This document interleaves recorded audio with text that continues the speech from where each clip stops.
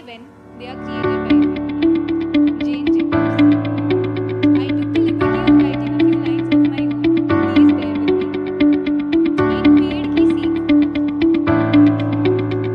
मैं वो पेड़ जो शहर के नक्शे में आज भी खड़ा मैंने शहर को बढ़ते देखा, मिट्टी से मिट्टी, खेतों से फ्लाईओवर तक। अब मैंने सीखा है बदलाव से डरना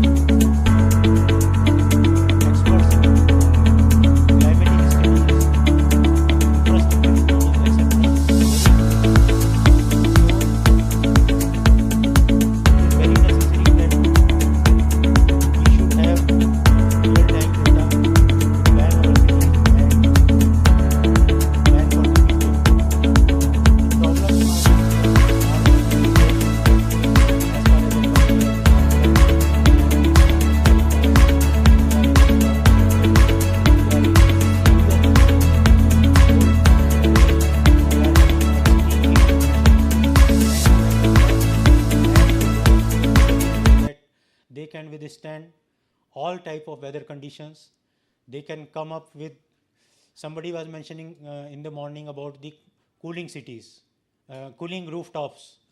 But at the same times, in winters, we also need to increase the temperature of our inner buildings so that minimum use of electricity driven equipments can be used for this.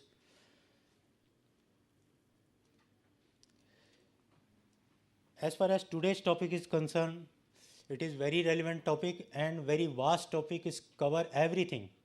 Everything which we plan, we execute, we propose, and we see to be in future. Resilience include environment resilience, economic resilience, social resilience, infrastructure and governance resilience with the use of technology and the available resources with us.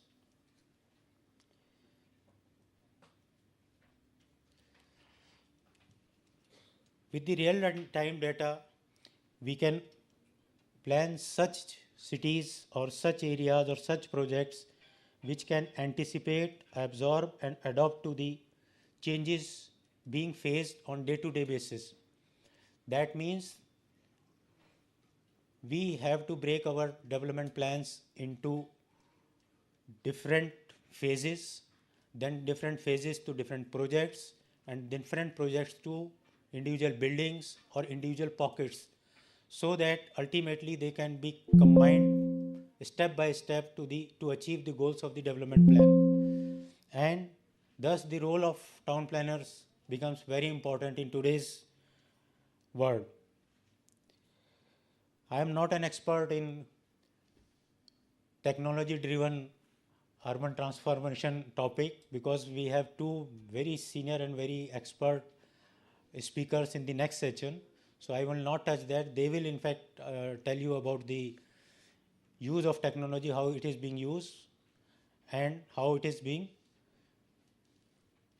progressively used in planning and implementation. I wish a very good discussion during the technical papers presentation by the next two speakers, and I wish HRC all the best. It is a marvelous and wonderful event which has been organized by the present team of HRC, and I thanks them for inviting me. Thank you.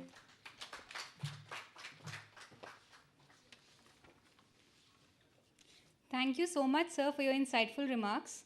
As you rightly mentioned, digital monitoring, online approval systems, and transparent frameworks are empowering citizens and regulators alike.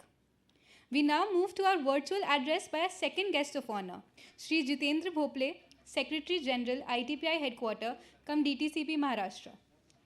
Mr. Jitendra Bhople is a senior urban planner and administrator with over 3 decades of distinguished service in the field of town planning, regional development, and infrastructure governance. Currently serving as Director, Town Planning and Valuation Department, Maharashtra State, he has played a pivotal role in shaping the urban and regional landscape of Maharashtra. We now move to our virtual address, sir, Sri Jitendra Bhople. Please welcome him with a huge round of applause.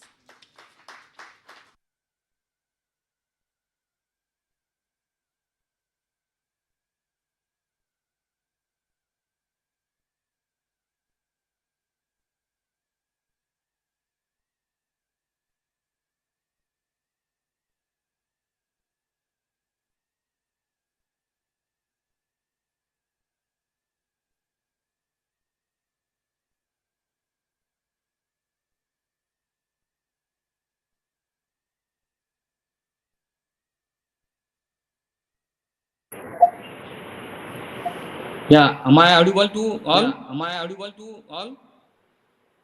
Hello hello Audible, sir? मेरी आवाज आ रही है आपको? मेरी आवाज आ रही है आपको?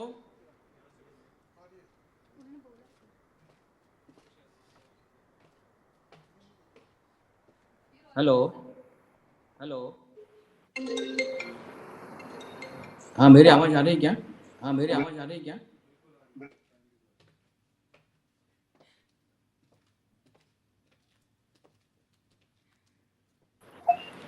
Yeah, good afternoon all.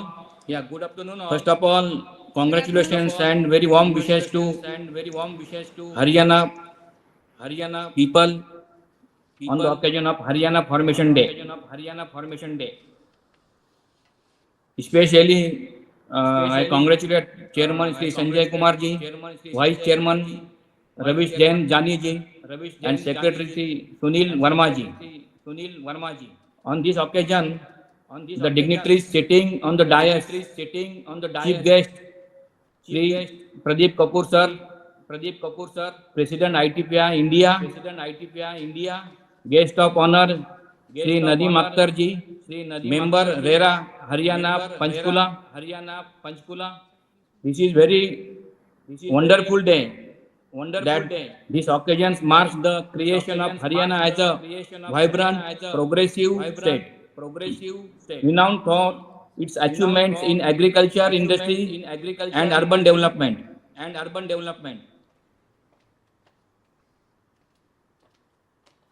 The topic given for today is very interesting. That is technology-driven urban transformation for cities. It's very interesting topic. We all know cities as the growth engines. City drives India's economic performance with urban populations generating over 60% of national GDP. Near about one-third population reside in urban areas. So we all know there are various urban challenges like rapid urbanization, bring congestions, pollution, flooding, water scarcity, and climate vulnerability. What is the role of technology? We all know the traditional, the way of preparing everything, planning or in terms of anything is very tedious and very work taken. So role of modern technology is modern digital tools, data analytics and smart systems are critical for planning, governing and sustaining cities. What are the smart infrastructures and utilities? Sensors, automations, and real-time data, optimize water supply, solid waste management, and billing, improving efficiency and crisis resilience.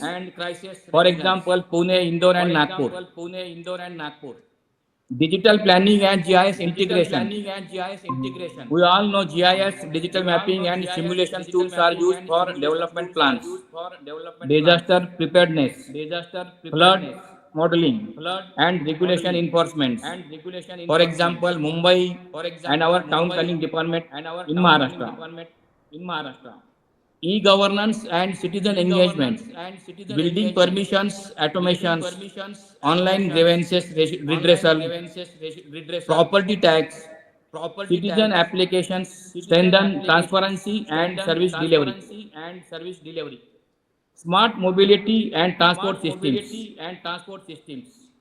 AI-powered traffic management, real-time public transport, and digital EV infrastructure facility create low-carbon, resilient urban transport. In Maharashtra, on Samruddhi highways and maximum highways, on every fuel station, Maharashtra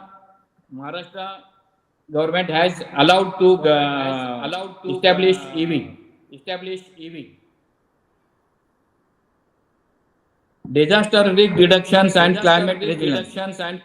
Technology enabled early flood warning systems, predictive modeling, integrated command centers, and heat crisis action mapping help cities prepare and respond. In Maharashtra, Nagpur and Solapur have created a heat action mapping plan.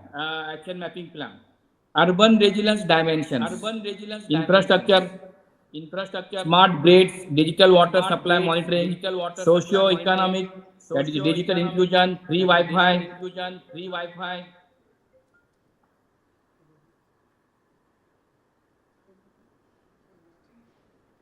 environmental, that is the air, satellite monitoring for pollution and green cover, institutional, integrated data sharing, inter-department coordinations. We have formulated case studies like Pune Smart City, that is integrated dashboard for city management, Surat, health surveillance and flood forecasting, Nagpur for smart lighting and asset management, Thane for flood alert and storm water sensors, Kalyan Dombivli, e-governance and property tax automations, technology adoption challenges. We all know there are always challenges. So issues include data privacy, digital divide, insufficient skilled staff. Most important, everything is possible, but sufficient skilled persons are very essential. So it is very indeed need. Financial constraint and software interoperability. So in all, it's a need for holistic digital governance policies. The policies and governance initiatives in Maharashtra. Maharashtra Geotech, Maharashtra Marvel with Microsoft for AI excellence. Town planning and valuation department, GI-based planning, public participation, tools, geo database, and AI-enabled decision support systems.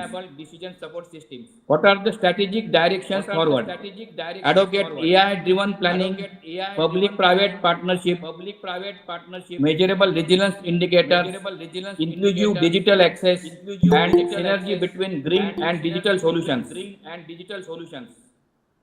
The conclusion, while technology is vital for city resilience, no doubt, success depends on visionary urban planning, means we all, human wisdom, and community participation. A resilient city is both smart and caring, focused on well-being for all citizens. Thank you so much. Thank you so much, sir, for joining us online and showing how data-driven planning models across various cities like Pune, Surat, and Nagpur are redefining Yes, city boss. planning across India. Thank you, boss. Thank you. It is my honor to invite our chief guest, Sri Pradeep Kapoor, President ITPI New Delhi, to share his words of wisdom. Please welcome him with a huge round of applause.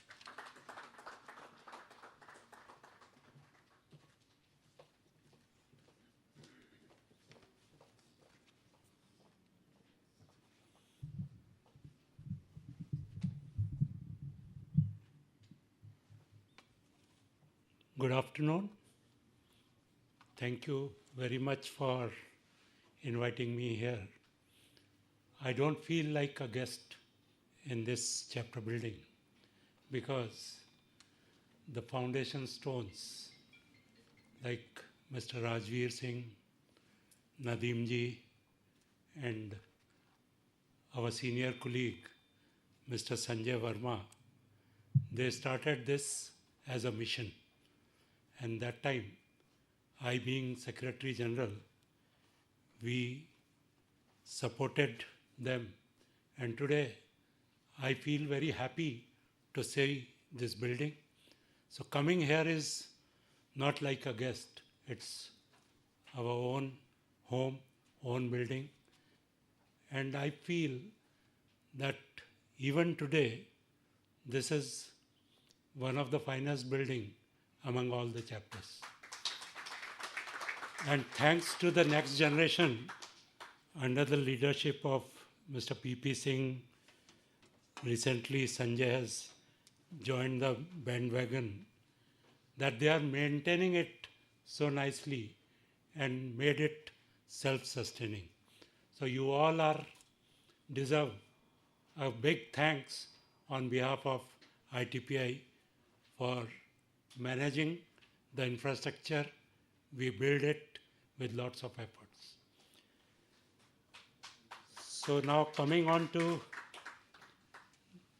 the today's theme, as said by Nadeem, the technology is being used in planning from the beginning.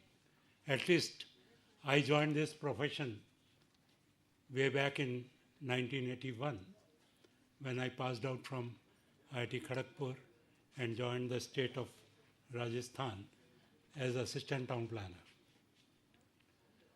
We used to prepare plans with plane table survey, dumpy levels, and technology was there, but it was time consuming. A master plan used to take 7, 8 years to 10 years. And there was no political will to prepare plans. And this subject was also a new, not a priority area of the state governments. And urban planning, being the state subjects, it varies from state to state. Now, I think all the states are on board and almost on same page, with little difference here and there. Some of them are little ahead as far as use of technology is concerned for planning and enforcement. Still, the major issue lies the human touch in plan implementations. That is one gray area where even the technology is not successful so far. And all bad names come to the town planners because of that gray area. I am not discouraging, or I am not saying I have seen almost all the departments where town planners are engaged. There are, unfortunately, there are areas where the gaps are there, and we have to address those gaps of plan implementation through technology. And many states have already started doing that.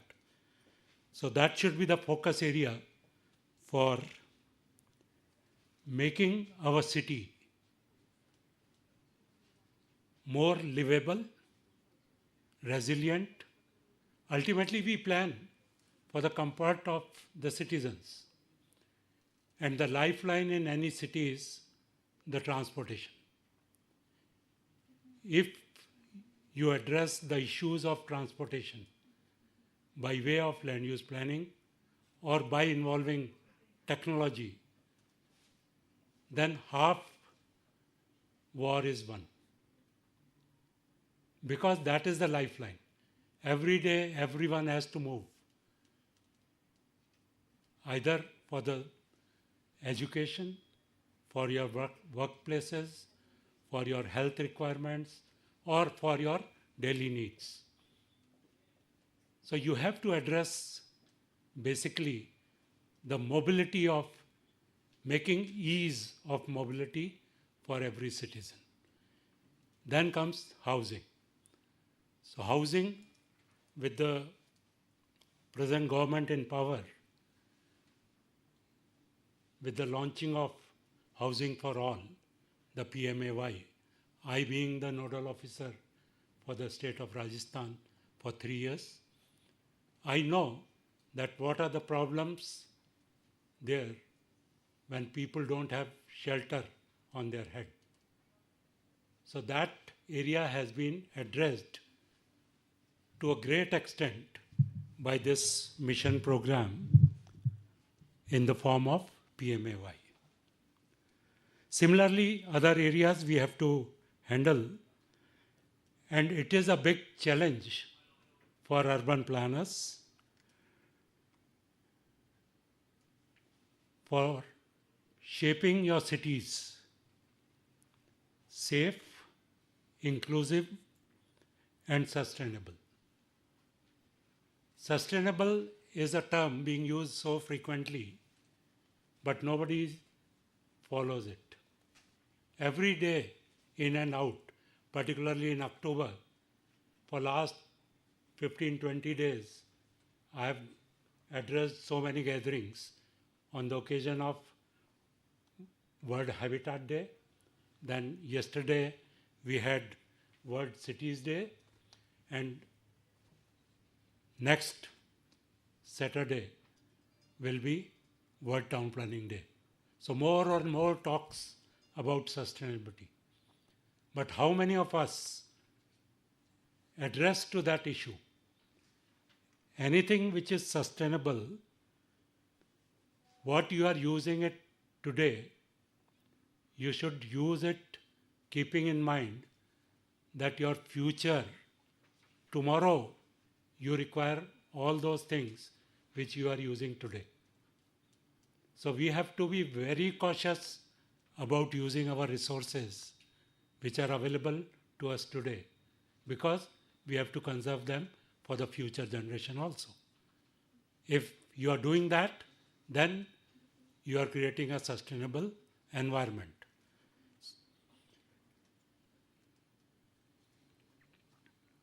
Then we talk about the technology.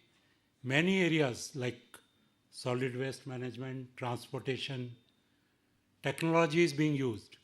But still, as Nadeem has said, that we are going so rapidly, we means urban areas in the country. We are one of the top populous country in the world. But our urban proportion is still around 30-32%. And when we go up to 50%, how many challenges we are going to face for it. So we should be prepared for that what kind of technology we should use for meeting that challenge which we foresee when our population 50% goes to urban. It's a big challenge. And today's crucial requirements to manage climate. This year particularly, we have faced so many climatic adversities in the country. Sometimes there is drought, sometimes urban flooding.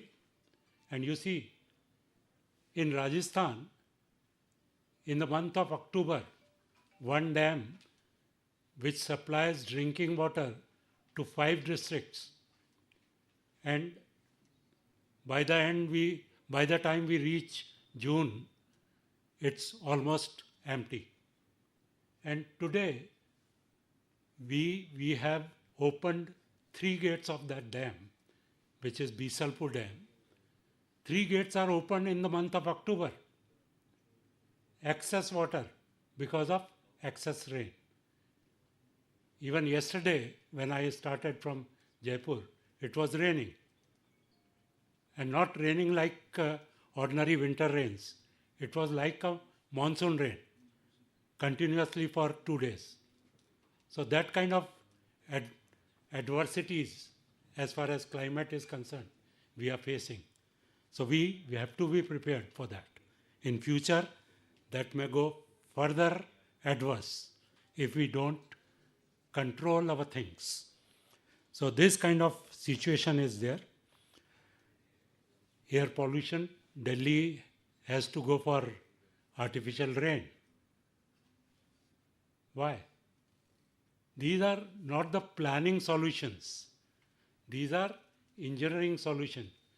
Delhi Ring Road, it's almost 2-tier. Except few patches, everywhere you see the flyovers.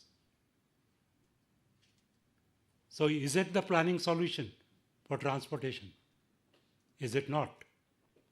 So we have to think about using the technology, appropriate technology, to make our cities not only sustainable but better places for living for every citizen. They should be inclusive, equitable.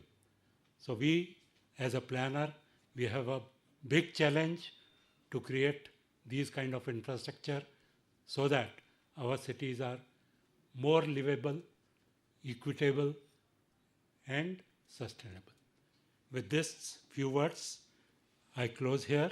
Once again, my thanks to HRC for inviting me, and I wish all the success to your future events, and congratulations for organizing wonderful photography competition thanks to Sanjay.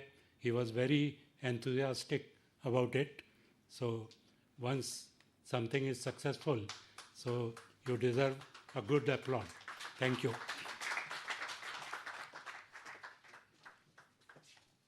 Thank you so much, sir. Your message truly resonates with us and with the cities of future, who will not be just smart, but as you mentioned, they must be sensitive and thus have a human touch, sustainable, equitable, and inclusive. Before we move to the agenda of the day and I invite the speakers of the day, let's keep the floor a little more interactive. I would request you all to scan the QR that is going to be shown on the screen, and please feel free to put on any words. They're going to be one-word question answers. Please feel free to add them.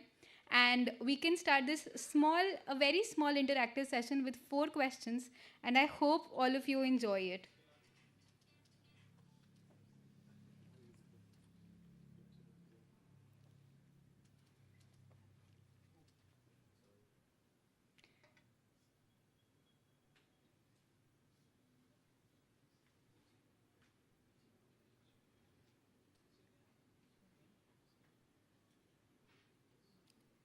It's not necessary to fill your real name, sir.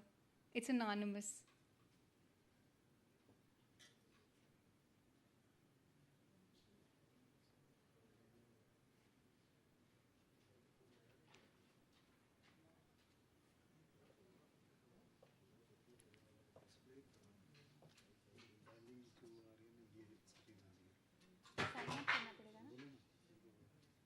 So you'll all have to sign up, sir.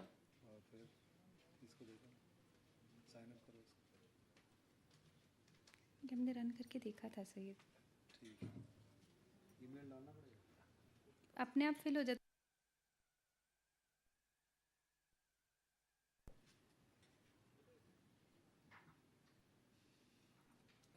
दूसरी slide खोल दीजिए scan तो कर लिया होगा सबने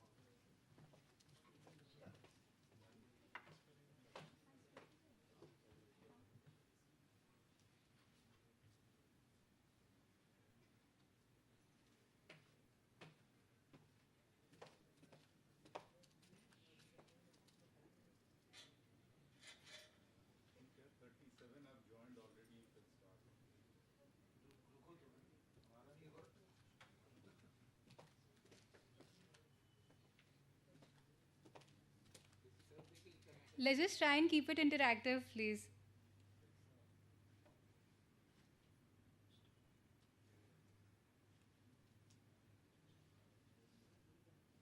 Hope our chief guest, our guest of honors, are able to do that.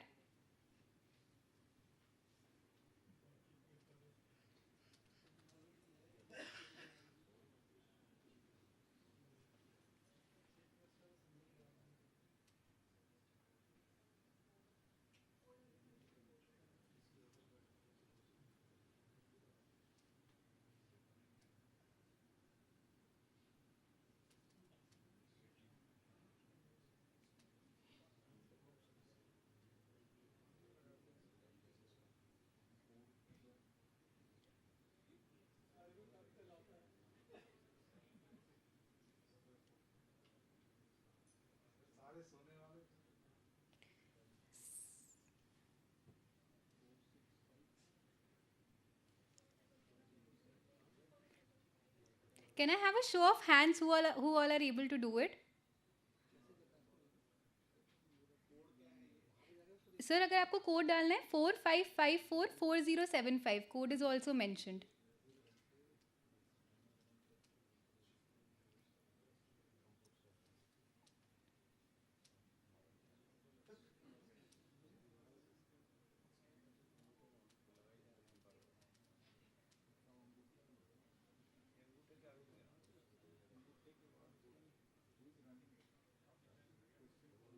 Sir इसमें display होंगे क्वेश्चंस जैसे मैं नेक्स्ट करूंगी sir I am waiting for everybody to join so then we can have the questions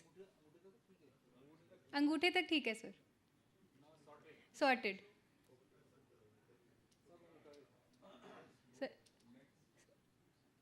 Sanjay sir Nadeem sir Pradeep sir, if you're able to do it, then let's move forward. Technology-driven urban transformation. So this is tech-driven, a little tech-driven.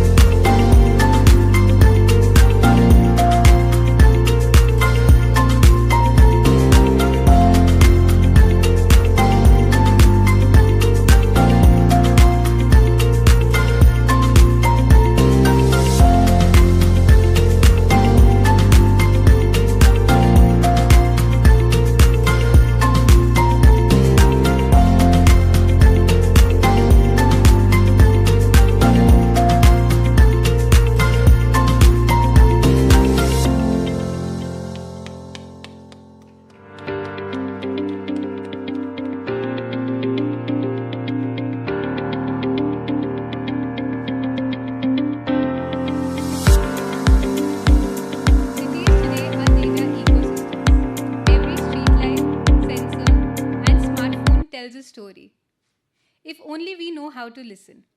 Our first speaker, Dr. Prafulla Parlewar from SPA Delhi, has been pioneering this approach, merging planning practice with data intelligence. Dr. Prafulla Parlewar is an eminent urban planning academician and global expert currently serving as professor and head Department of Urban Planning, SPA New Delhi. With extensive international experience across Asia, Europe, and America, Dr. Parlewar brings a global lens to smart cities, AI-driven urban analytics, and sustainable infrastructure.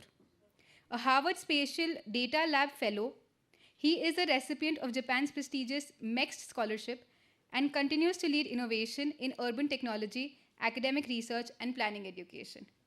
We welcome you for your presentation here, sir.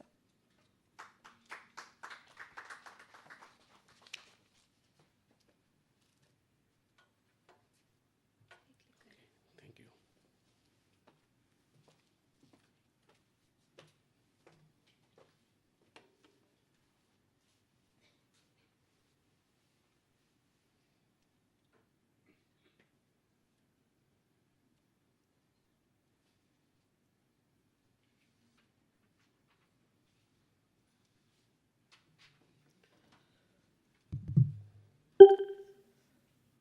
Okay, good afternoon, everyone, and thank you for inviting me, the Haryana chapter. Uh, as I was introduced, I am Dr. Prafulla Parlewar. I am head of the Department of Urban Planning, School of Planning and Architecture. And just to briefly tell you, I've been working in the field of AI on various sectors from maybe around 20 years. Today I will be making a short presentation about how AI is used in urban planning. What are the key ways we are actually using this technology which allows us very easy solutions, not just in transportation or not just maybe in field of governance, so many other solutions. So I will be discussing a few of the issues in this pattern with you, and I will be trying to explain you first what is the basic understanding of AI and how these AI concepts develop into numerous number of projects, and then how I have myself done some of the projects across India, and we are also, like trying to collaborate in international arena. So if we start about like what exactly AI is simply like an ability of a program or machine to think and learn similar like in humans. So what exactly AI try to do is like think like a humans.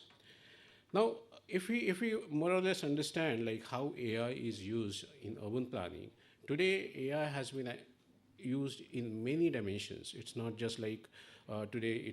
It's just like a kind of a globally. If you go to United States, Japan, so many other countries, today AI had made a revolution which is unstoppable in terms of using in any area. Governance, you can use in governance AI for the purposes of anything. Like you can do citizens interaction with the municipalities. You can develop programs, and we have done some of the projects which I will be showing you today over here. Infrastructure. If we see use of AI in infrastructure, AI is used every day. You have seen in transportation, like intelligent transport system. But beyond that, there have been solutions for so many other areas: AI-driven service, AI-driven projections, AI-driven predictions, what not you can think about. You can use this technology anywhere. Sewage treatment, water supply, it may be even, say, suppose solid waste disposal. Everywhere you can use the technology in a multi-number of form. Similarly, if we'll see, AI is used in urban design. AI can be used for disaster management, education, and so many other areas. Now, you might be wondering how AI is used in urban design, how urban design reflects AI. AI is seen to develop kind of a models which can be used for imageability analysis or imageability predictions. We are doing some of the projects on these urban design issues, which I will be also sharing with you. Okay, so going ahead, just quickly give you an overview what exactly AI, machine learning, and all those things works as. What happens is, like when we talk about artificial intelligence includes two things. One is machine learning, another is deep learning. Now, what is machine learning and what is deep learning? When we talk about machine learning, it's a kind of a data-driven algorithms which automates prediction, classification, and clustering of data. So you have lots of data, means every one of you are using GIS, which has been trying to give you some solutions in clustering certain data. Many times you cluster certain data and just try to give us analytical format. So machine learning are actually used for prediction, classification, and clustering data. And finally, machine learning looks into supervised, unsupervised, and reinforcement. These are the three areas. Now, deep learning. Deep learning, on the other hand, is something where algorithm breaks up, and the idea behind deep learning is something where a machine uses algorithm which is similar to the human brain. It just tries to mimic the human brain. And that is where deep learning, we call it as a neural network. We develop neural network, and we call it artificial neural networks, we call it convolutional neural networks. And neural network is a field in which we are actually trying to develop machine learning algorithms which are similar to way our human brain thinks. Now, if you can see this figure, on the left side there is a neuron which is of your brain, and the other side there is a artificial neural network which is developed on machine. Like the neurons which you have is like have a terminals. It has a cell body. Similarly, a artificial neural network has a input data, output data, and in center there are hidden data. In this hidden data, it works like your neuron. Like a neuron, say suppose if you see a tree, that shape of that tree remains in your mind. Similarly, these are the input layers where data are trained, tested, and finally you receive an output. Now, let's try and understand in a simple concept, this concept. If you have a huge data sets of lots of criminals, and you keep it like millions and billions of photos of some criminals, and how exactly machine learning will use this mimic principle of human brain? What it will do is it has input layers, it has a hidden layers, and it has output layer. So we develop a trained model, first of all, by giving these millions of images and then give the features to classify. These features are classified, and once these features are classified in the input layers, the model is trained. And then a test model is given, which results us to give an output that this is the particular criminal you are looking for. And this is how the machine learning methods works, and there are plenty of machine learning methods which we use. And then comes the application, how we try to see to use this knowledge or use this technology in urban planning. Now, as I said, like I've been working in Japan on various projects. I will just brush you with the technology way in Japan this technology used. In simple traffic management, if you see, this is called AI Sakura-san in Japan, which has been developed by Hitachi Rail Management System. What it does is, it has a bot which has been trained on supervised learning, and it uses all the data which has been trained to it, and whenever you ask a question based on the trained model, it answers you. Not just this thing, you'll see so many other examples, okay? So the bot has a capability to learn whatever you have been taught and answer whatever you have been asking it. Not just this, if you'll see, there are plenty of examples. I'm just brushing you through some examples before I show you some of our real projects. If you see, this is, in Japan, there is a very huge problem, like, many people commit suicide on railway lines, mainly because of stress of jobs and maybe so many other social issues. So they have developed a kind of a technology in which vision models are used. Vision model is something where videos, photos, images, you can quickly assimilate that data and create a kind of information which can create a system to predict immediately if someone is trying to commit a suicide. So controlling becomes much easier. Similarly, this is one of the bot which has been developed by Hitachi Railway Company, where it speaks, it also gives actions. Now, if you see transit planning, many of you must be knowing how in Uber and Ola we are using. Uber and Ola generally produce prediction models of neural network. Again, the neural network models which I was talking about uses, like kind of a technology to predict in which area there are more requirement of taxis. So immediately you can actually supply taxis in those areas. So what data we have supplied is the real-time data, and we have trained the models, and the trained model predicts and immediately gives you a result. And this kind of a systems have developed, profits for 49% immediate increase for the systems. Now, let's go beyond that. Let's try and understand how AI algorithms work. These are some of the models in which, automated timetables are being seen. Automatic traffic congestions has been detected, like how traffic congestions are existing. In case of Tokyo area, what are the congestion points? Because it's a very huge city. Similarly, it tells you like which are the cheap minimum routes to be adapted. These are some of the more examples where we see happy time. Okay, in this, what happens is like the algorithm, the neural network algorithms tells you how the way you can get your whatever products or whatever you are applied online on e-commerce within the time frame which you have. Now, these are the traffic survey methodologies. AI can be used for simple traffic survey through vision model. As I was telling you, the neural network is trained, and that trained network can be told, like, this is car, this is bus, this is this. And when you try to test, it gives a results like, how many number of cars you have to be, and all number of information. So things continues. Most critically, autonomous vehicle is one of the biggest application for AI today. Many of you know that every country is trying for autonomous vehicles. Autonomous vehicle, what happens in autonomous vehicle is like, we use videos, okay? Similarly, the neural network is trained with these videos that there is a barrier, there is a human being in front of you. So it has a two kind of a system, which is called supervised system and non-supervised system. In supervised system, what we do is we always give data, like this is a tree, this is a human, this is a barrier.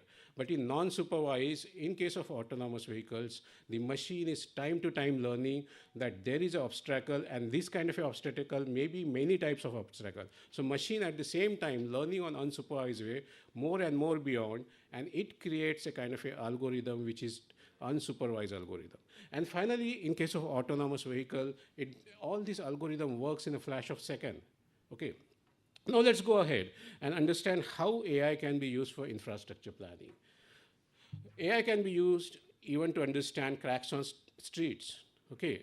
So what we do is like we give millions of images to the AI model, and we train that model saying that these are the cracks, if you see on the bottom. And when you give more number of images or more number of videos, it auto detects the cracks. This reduces the human intervention to a large extent. You don't require to take photos and photos. You just require to run a car with a video camera around the city, and there are cracks with a GPS location where they are located. Things goes on, like for parking management and so many other areas, AI is used. Even for terminal, AI terminals has been developed and all. Location intelligence is one of the another important area in AI where you use GPS and GIS technology to know how location-based services can be done. If you know, the e-commerce is one of the best example for this. I will just tell you one of the project which we did for Nagpur Municipal Corporation. And we did this project a long time before, 2011 around. But this was the first beginning of using AI for integrating the projects. So in this project, what we did was for Nagpur Municipal Corporation, the e-governance system was developed as an integrated solution for location intelligence. And this, what we did was a app, at the same time a dashboard, which allows the corporation to work integratedly with all the e-governance services what they have. They have like all these birth date registration, licensing, all kind of services they have. At the same time, it has a huge number of other systems. It was a very complex application which was developed, and it was a kind of a model which was developed, like with the e-governance server, ESRI GIS server, Azure server, and finally. Cloud was used as a technology where software as a service solution was provided by us to the Nagpur Municipal Corporation. This project was right beginning of, in 2011. During that time, Nagpur Municipal Corporation fetched best use of technology award at a national scale, at the same time district scale, after integration of all this technology. Now you must be wondering what exactly is location intelligence and why this kind of a services Nagpur Municipal Corporation takes up. You know that most of the cities are administrative zones, right? Where you actually have, all the staff sitting in a one zone which try to maintain the city. Now, what happens is like if you are standing in a location in a zone, and if you have lots of data to share, or you just take a picture of anything and you want to share as a citizen to your, authority, the location intelligence shares only data of within that area to that administrative zone. But if you just move your car to some other location, immediately the data sets are shared to those locations. A continuous real-time, system keep on working. And this is how we actually developed for Nagpur Municipal Corporation during that time. And these are some of the, the dashboards which you can see. Same way we did for Nagpur Metro also sometime before. For Nagpur Metro, we developed a kind of a system. When Nagpur Metro was initiated around 2008-9, they wanted to have a kind of a platform, a kind of a large scale of a platform where they can have infrastructure development. All the aqueducts has to be laid, and all these things has to be channelized properly. So they started from there, this model, and then they wanted to culminate this model into a large scale of a model where, citizens, the traffic, everything can be developed. So this is one of the projects which you can see where similar kind of technology is used. Infrastructure management. AI is today used a lot of way in terms of infrastructure management. This is one of the projects in which we use vibration sensors to understand how vibration data can give us defects within the bridges. They were mainly the steel bridges. So here again we use neural network system where the neural network models tells us disaster resilience. In disaster resilience again we use technologies which are available. Again the neural network. Okay, the neural network tells us like, what are the different tweets, and those tweets tells us where the disasters are most happening. Now, urban design. AI has a strong application which we are working with Harvard Spatial Data Lab, also some of the universities in Japan. So some of the projects are done with these universities. Now, urban design, many of you knows in urban design theories, pattern language, image of city, how exactly they tells you how to design a city. Pattern language, you must be knowing how different patterns tell you to design certain specific area with 253 patterns. So with Harvard Spatial Data Lab, we are trying to mimic those algorithms for developing different modules. Some of the modules are for project management. And some of the modules which we are working on in real time, let's say like how exactly the open spaces are there. And if say suppose open space patterns are this many number of patterns, there is a use of artificial neural network model which stimulates you, gives you rating in real time that these are the situations of the open spaces. Now, as I was talking about image of city, most of the countries across the world looks at imageability as a very important determinant. That is how the Kevin Lynch developed the theory of image of city, and you must have learned this theory in your school days, your master's courses. Here also we develop a kind of algorithm, and this was also one of the projects of Harvard Spatial Data Lab, in which we develop a neural network in which you trained a model with 100 cities, and when you give a new city, it tells you what is the imageability of the city.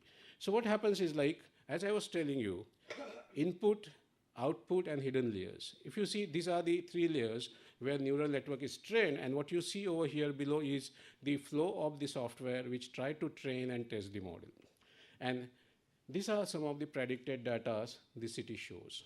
So we had trained on numerous cities, and finally, if you see Hong Kong and all these cities over here, the AI software has detected, predicted what is the imageability of these cities. Similarly, urban sprawl management. These are some of the projects on Shimla where AI has been used to detect the urban sprawl for 20 coming years by using different technologies. Land management, this is one of the projects also in Gujarat, particularly in Gujarat, which we have done for Sabarkantha state, where AI is used as a location intelligence model for the land management. Now comes another application, the compact cities. In fact, in India, we don't have so many compact cities. Many of us are quite new to this. Compact cities are mostly a transit-oriented development. And globally, particularly in Japan, the compact city is a huge phenomenon. Almost every cities in Japan is now compact city, because compact cities are kind of a transit-based development which allows most efficient way to make carbon neutral cities, because people don't require to use motorcycles and vehicles and all number of things. So compact city is one of the key areas where today we are trying to explore the use of AI. So what we are doing is we are developing a real-time model for use of compact city, management and monitoring of this compact city through real-time data. So what we do is again, we develop a neural network. So these are some of the initial slides where compact city models were trained. I think there's some issue with the text. So we trained lots of models and we tested on American cities. So when we found the results resulted into the compactness of the cities and the locations of the cities in geographic environment. These are some of the compact cities which are located through the AI predicted models. This research are all in progress. This is the tested data in European cities. So what ultimately we try to achieve is as I was telling you, simply a neural network, the way human thinks, this is how AI thinks. This is how AI reflects in geospatial environment. And then in real time, we develop an algorithm on our websites or maybe using hardwares and then connecting them. So I think you can go also through some of our website. AI for Compact City is one of the website where you can look ahead how the way, you can just enter the name of the city and you will find out that what is the compactness of maybe even Panchkula. So this is how we develop, use of AI. And AI has a wide varieties, varied applications, not just this. There are a huge number of areas you can intervene. You can use in heritage conservation, you can use for historic cities, and so many other locations. So it's endless. So thank you very much. This is what I wanted to introduce you, how AI is used in urban planning and governance and so many other fields. I welcome your questions and look forward for good interaction.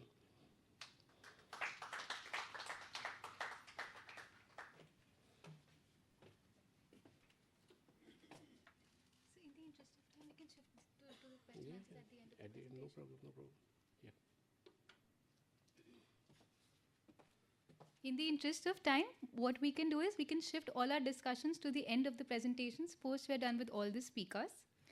Our next session by Professor Saswat Bandopadhyay, since Sir is traveling and there was a last minute change of schedule, Sir has been kind enough to share his presentation with us online, and we can come to his presentation post Ruma ma'am's introductory address as our speaker.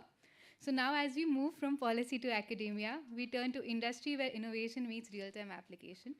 Dr. Ruma Chakrabarty Shukla is renowned as an urban and regional planner with 26 years of experience in urban development, IT strategy, GI-based infrastructure planning, and business leadership. Ma'am, please, we await your words and we await your insights, ma'am. Please give her a huge round of applause. Thank you very much.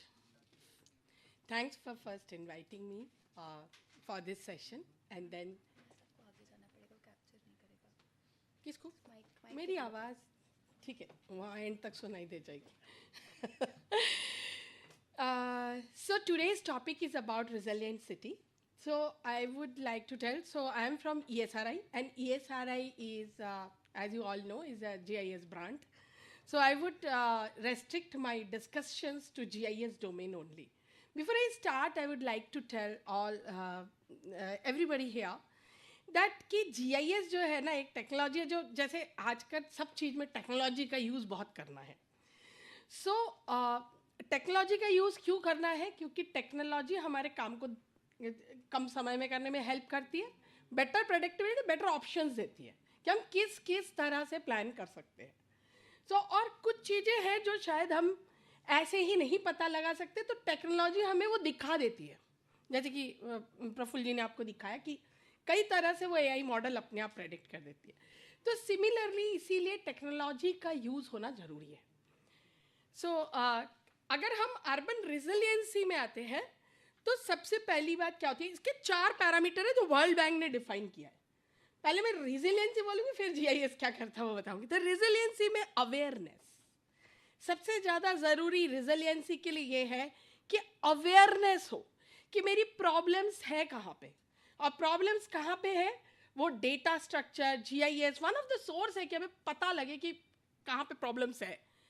Coping, हम उसको कैसे कोप करेंगे to withstand the shocks. पहले से ही plan बना ले कि पता है मुझे ये प्रॉब्लम है, पानी की समस्या है, पॉल्यूशन की समस्या है, ट्रैफिक की समस्या है.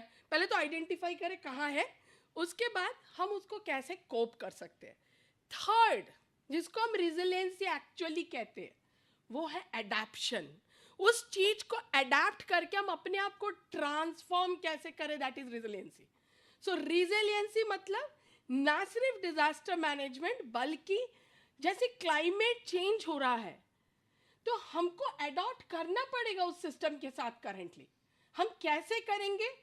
थ्रू टेक्नोलॉजी हम देख सकते हैं, जल्दी एक्ट कर सकते हैं, एंड देन ट्रांसफॉर्मिंग में बहुत सारा इंस्टीट्यूशन आ जाता है, डिसीजन सपोर्ट सिस्टम आ जाता है, अर्बन गवर्नेंस आ जाता है, एंड इंडिविजुअल रोल्स भी आ जाते हैं.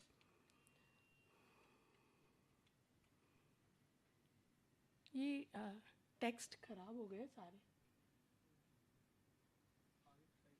सभी स्लाइड्स में ऐसी प्रॉब्लम आएगी ना. मेरे को तो यही नहीं पता कि स्लाइड में है क्या.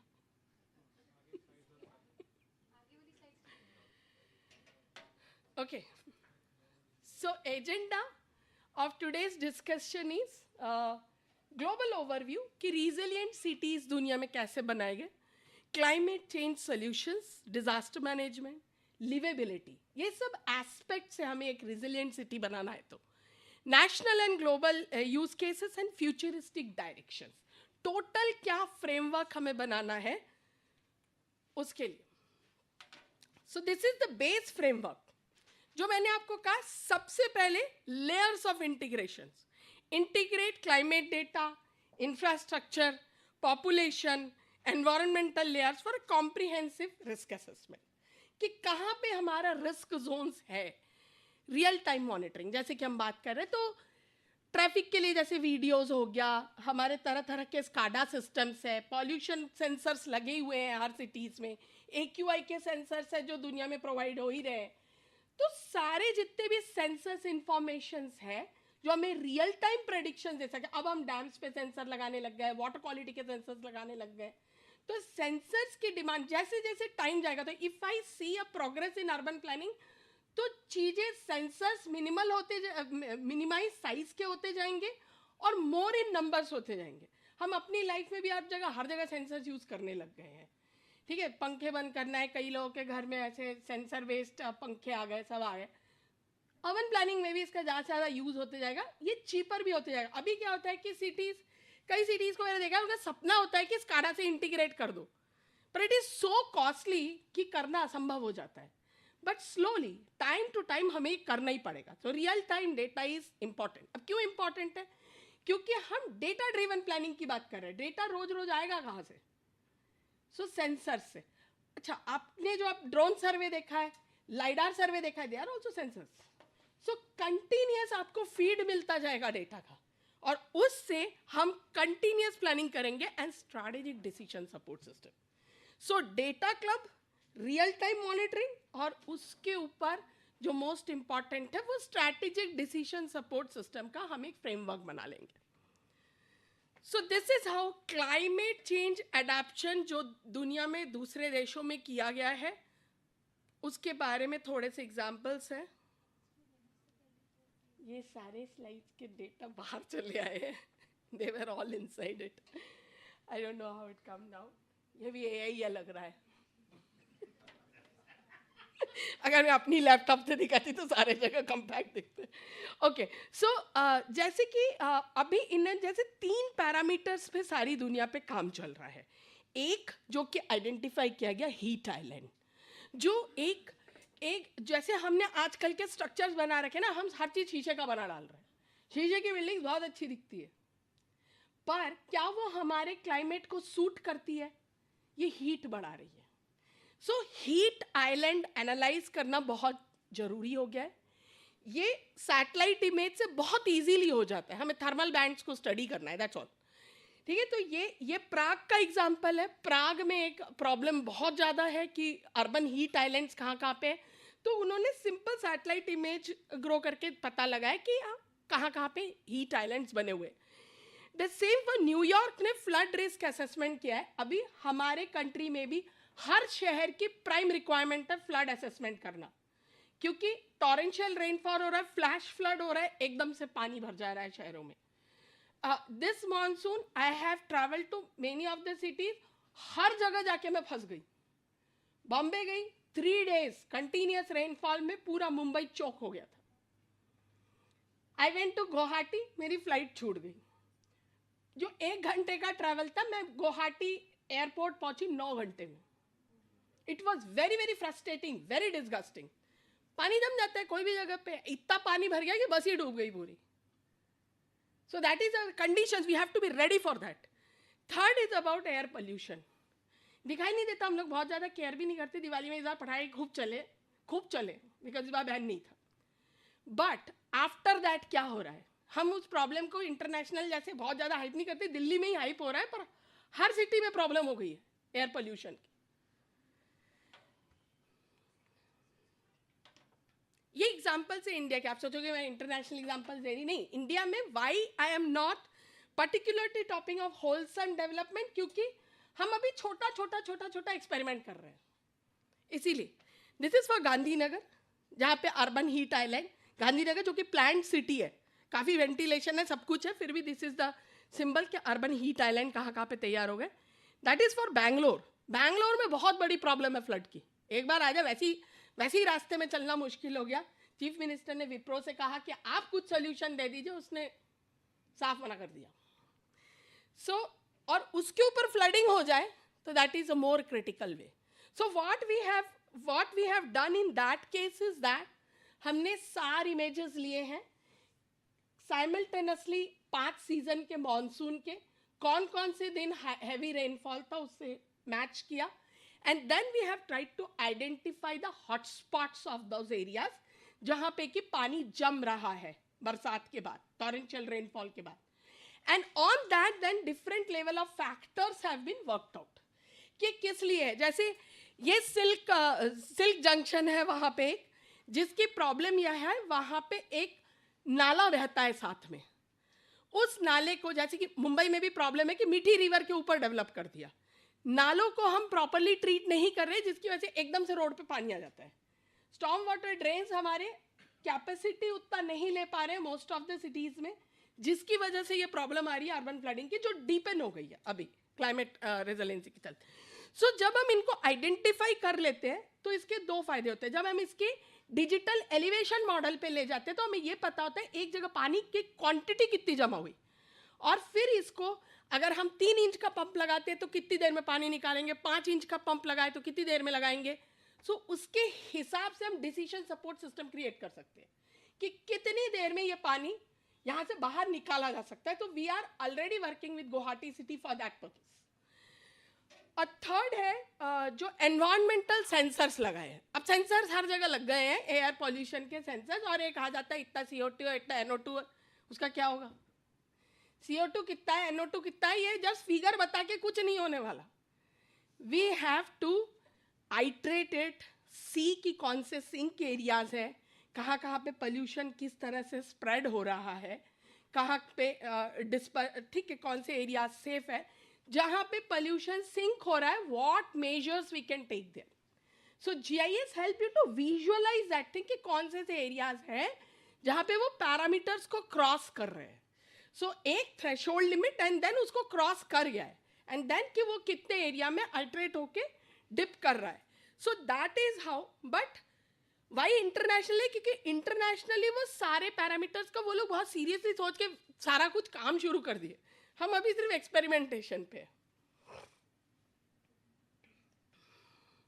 दिस आर जो केस स्टडीज मैंने बताए हैं, उसके लिए मैंने वेबसाइट्स भी डाल दी है, सो दैट कि all the planners can in detail look into that कि उन्होंने किया क्या है.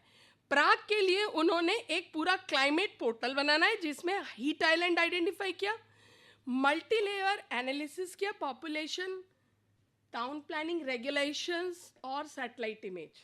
टाउन प्लानिंग रेगुलेशंस इसमें बहुत इंपॉर्टेंट रोल प्ले करेंगे, क्योंकि फ्यूचर में हमें उन रेगुलेशंस के ऊपर भी ध्यान देना है कि वो टाइम टू टाइम मॉडर्नाइजेशन और चेंजेस के साथ किस तरह से एक्ट करेंगे. पब्लिक एंगेजमेंट, लोगों को भी उन्होंने उस प्लानिंग में एंगेज किया, कैंप्स ऑर्गेनाइज किए, कि अवेयरनेस क्रिएट किया, ग्रीन इंफ्रास्ट्रक्चर, जो हम ब्लू ग्रीन इंफ्रास्ट्रक्चर स्लोली अभी हम बातें करने में ही है, आइडेंटिफाई कर रहे हैं, बस कितने वाटर बॉडीज है वो आइडेंटिफाई कर रहे हैं, but we have to be very serious. Government of India ने स्पंज सिटी नाम का एक अर्बन रिफॉर्म में एक वो लागू किया है, उसके लिए पैसे भी दे रहे हैं, वो कितना तो भी तो अमाउंट सिटीज़ के लिए कंपटीशन के तौर पे दिया है, बट उन्होंने काम क्या नहीं किया कि ये नहीं बताया कि स्पंज सिटी बनेगा कि when I go and talk to people they don't even know कि स्पंज सिटीज क्या है। स्पंज सिटीज के लिए सबसे पहला जरूरी चीज है कि हमें अपने वाटर एक्वीफर सिटीज में कहाँ कहाँ है वो पता लगे। वाई हमारी सिटीज सिंक हो रही है, हमारे सिटीज का ग्राउंड वाटर खत्म होते जा रहा है।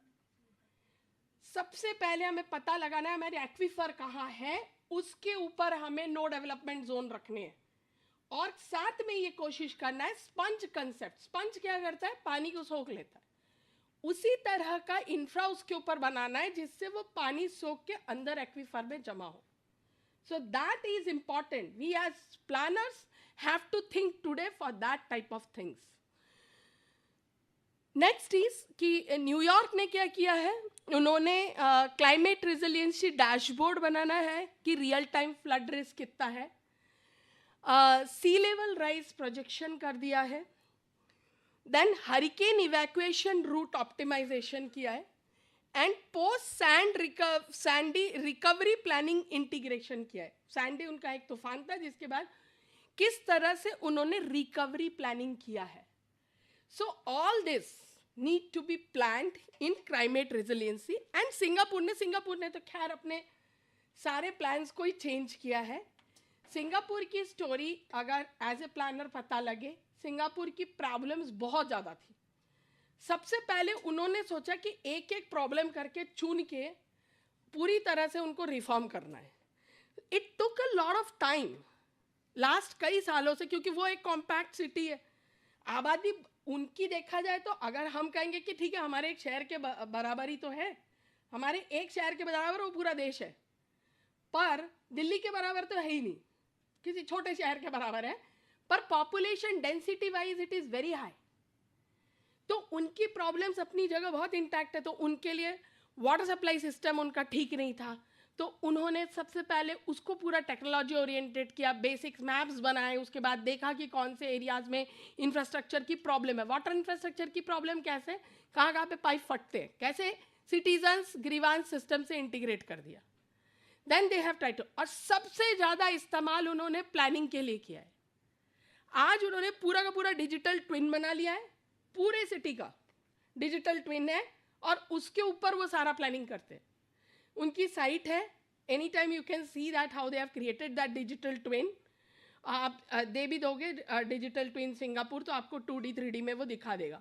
उसके ऊपर जो इन्होंने प्लानिंग का जो बढ़िया यूज़ किया, क्योंकि सिंगापुर मॉडल कई जगह पे बोला जाता है हमारे देश में भी कि सिंगापुर मॉडल पे हमें प्लानिंग करनी है, इन्होंने प्लानिंग के हर चीज़ को नीचे ब्रेक डाउन करके लाया, उसको GIS में पब्लिश किया है।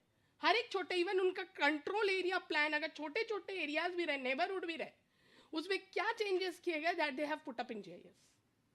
सो that is how they are transforming, and somewhere we also have to start.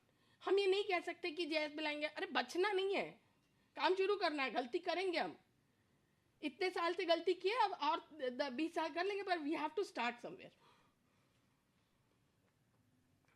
Next topic is urban disaster management. तो पहला हो गया कि क्लाइमेट के ग्लोबल फैक्टर्स को ध्यान में रखना है, उसके अलावा हमें अर्बन डिजास्टर्स के सारे पैरामीटर्स को आइडेंटिफाई करना है।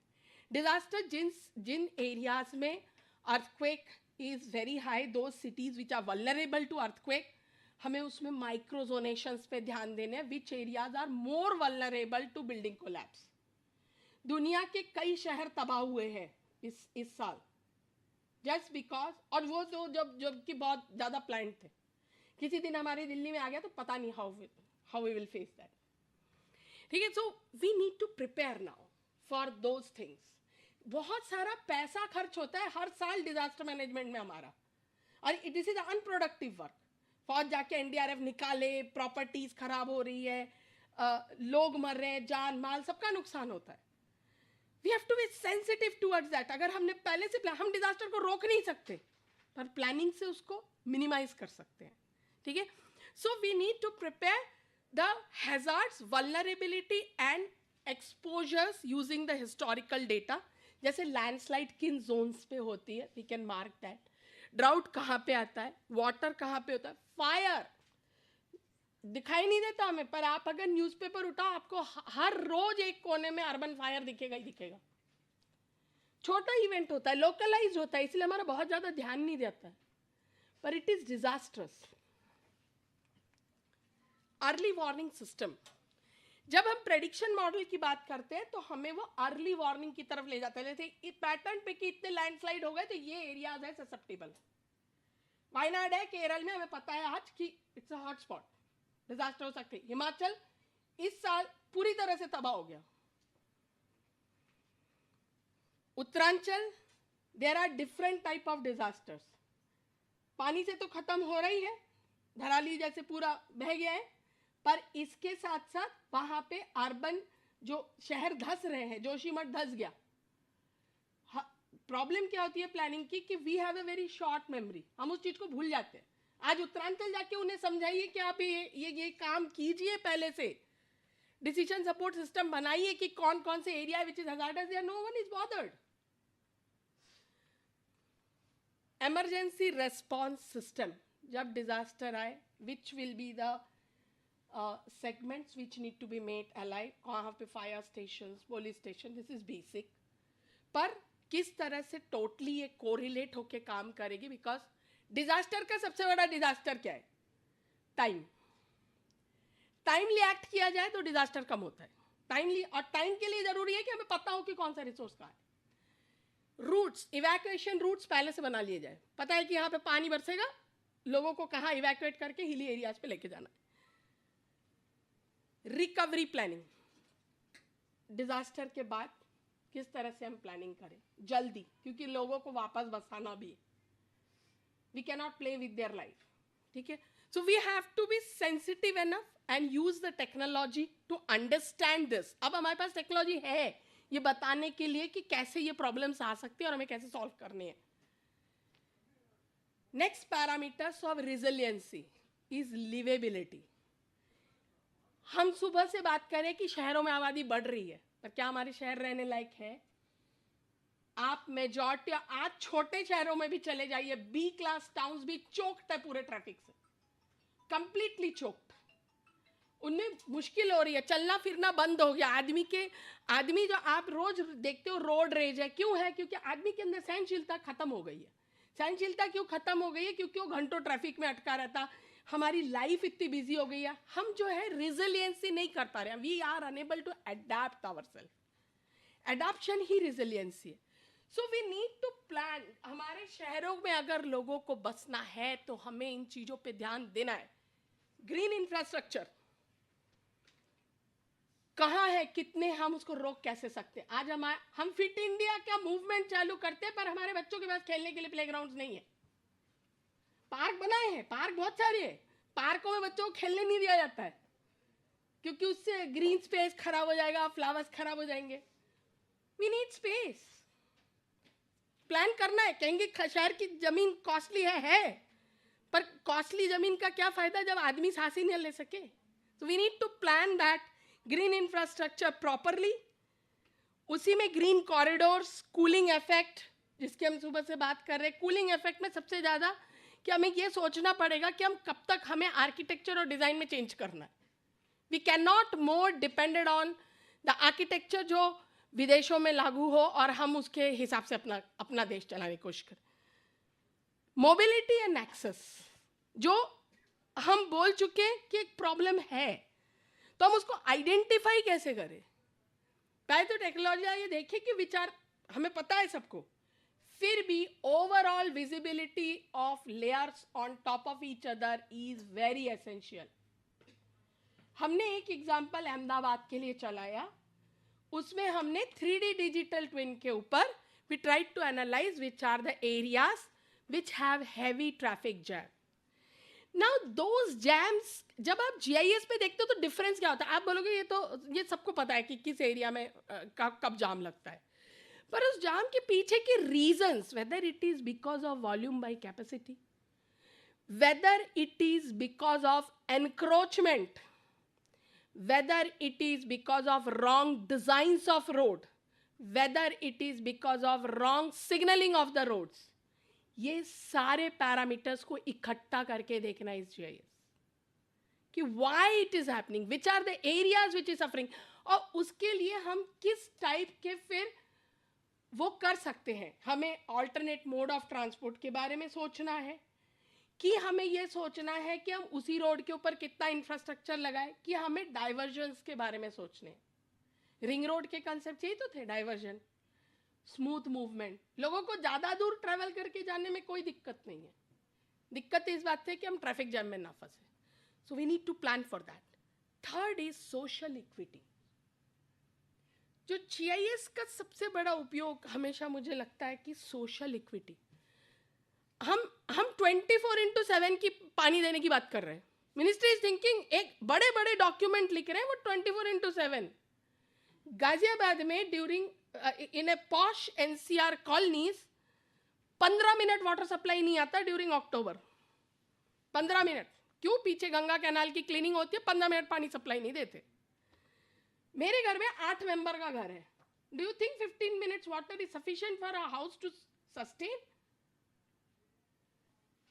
तो सोशल इक्विटी, हमें कौन से एरियाज है जहां पे नहीं मिल रहा, लोगों को क्या नहीं मिल रहा है, वो देखने के लिए GIS होता है. Trickle down to the neighbourhood level कि कहां प्रॉब्लम है. नेबरहुड प्लानिंग तब सक्सेसफुल होगा when we think of social equity.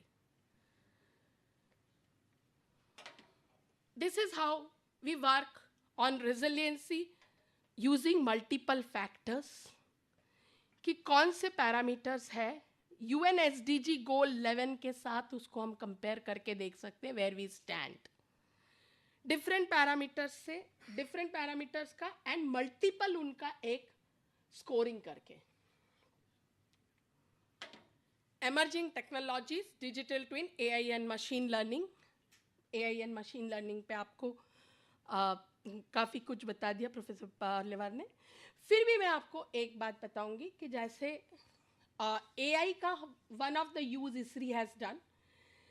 Government को आजकल हर जगह अनऑथराइज कंस्ट्रक्शंस कहाँ हो रही है इसकी बहुत वो पड़ी है. It is urgent need for to all the government bodies कि कहाँ पे अनऑथराइज कंस्ट्रक्शंस हो रहे हैं.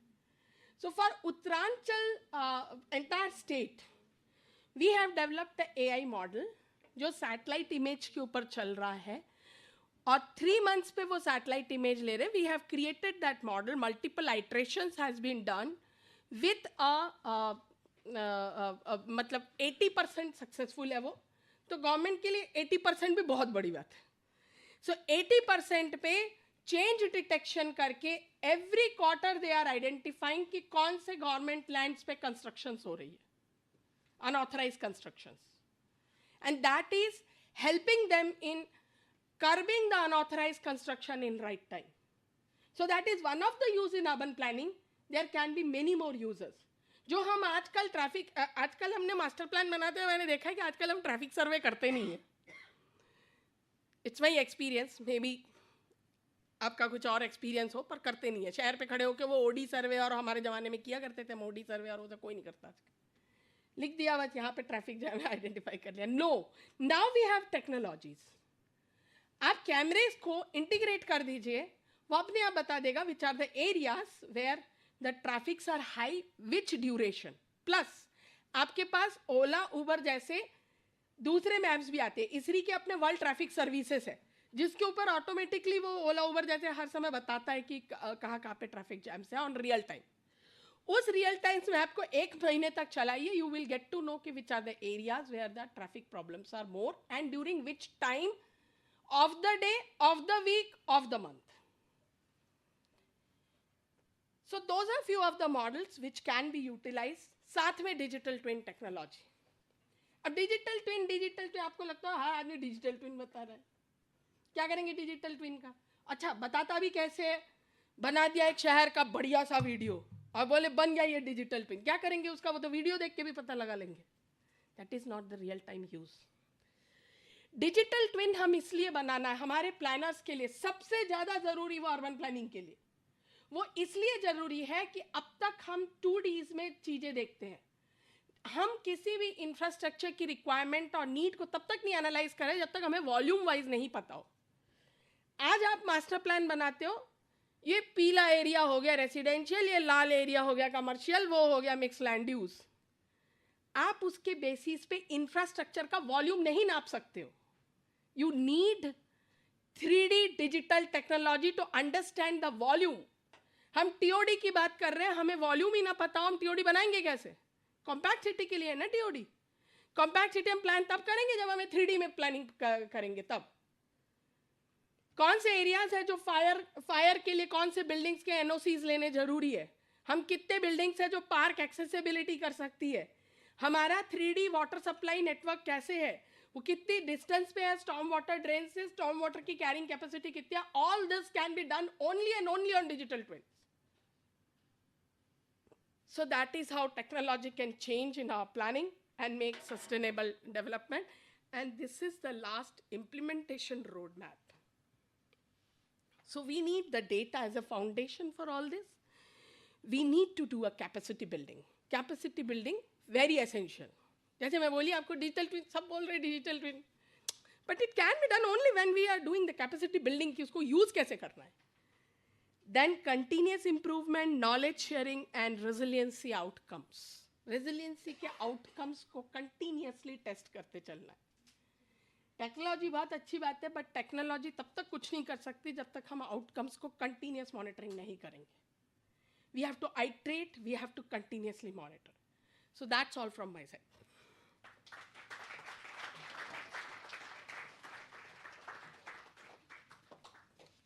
Thank you so much, ma'am. Your compelling insights on how urban informatics can bridge the gap between planning intent and ground outcomes. As you rightly said, a resilient city is the one that can predict, prepare, and prevent, not just respond. As we move to our next speaker, who's been kind enough to share virtually his decades of research and teaching experience from our country, and one of the and country's most forward-thinking planning institution, Professor Saswat Bandopadhyay is a leading urban planning expert with over 25 years of experience in climate-resilient urban development, infrastructure planning, and sustainable cities. Holding a PhD in climate resilience, he has led pioneering initiatives across India and South Asia in climate and disaster risk reduction, nature-based solutions, and integration of land use and infrastructure. May we please have his presentation presented to us and sharing his words of wisdom. Hello everyone, good afternoon. Thank you very much for inviting me for this workshop.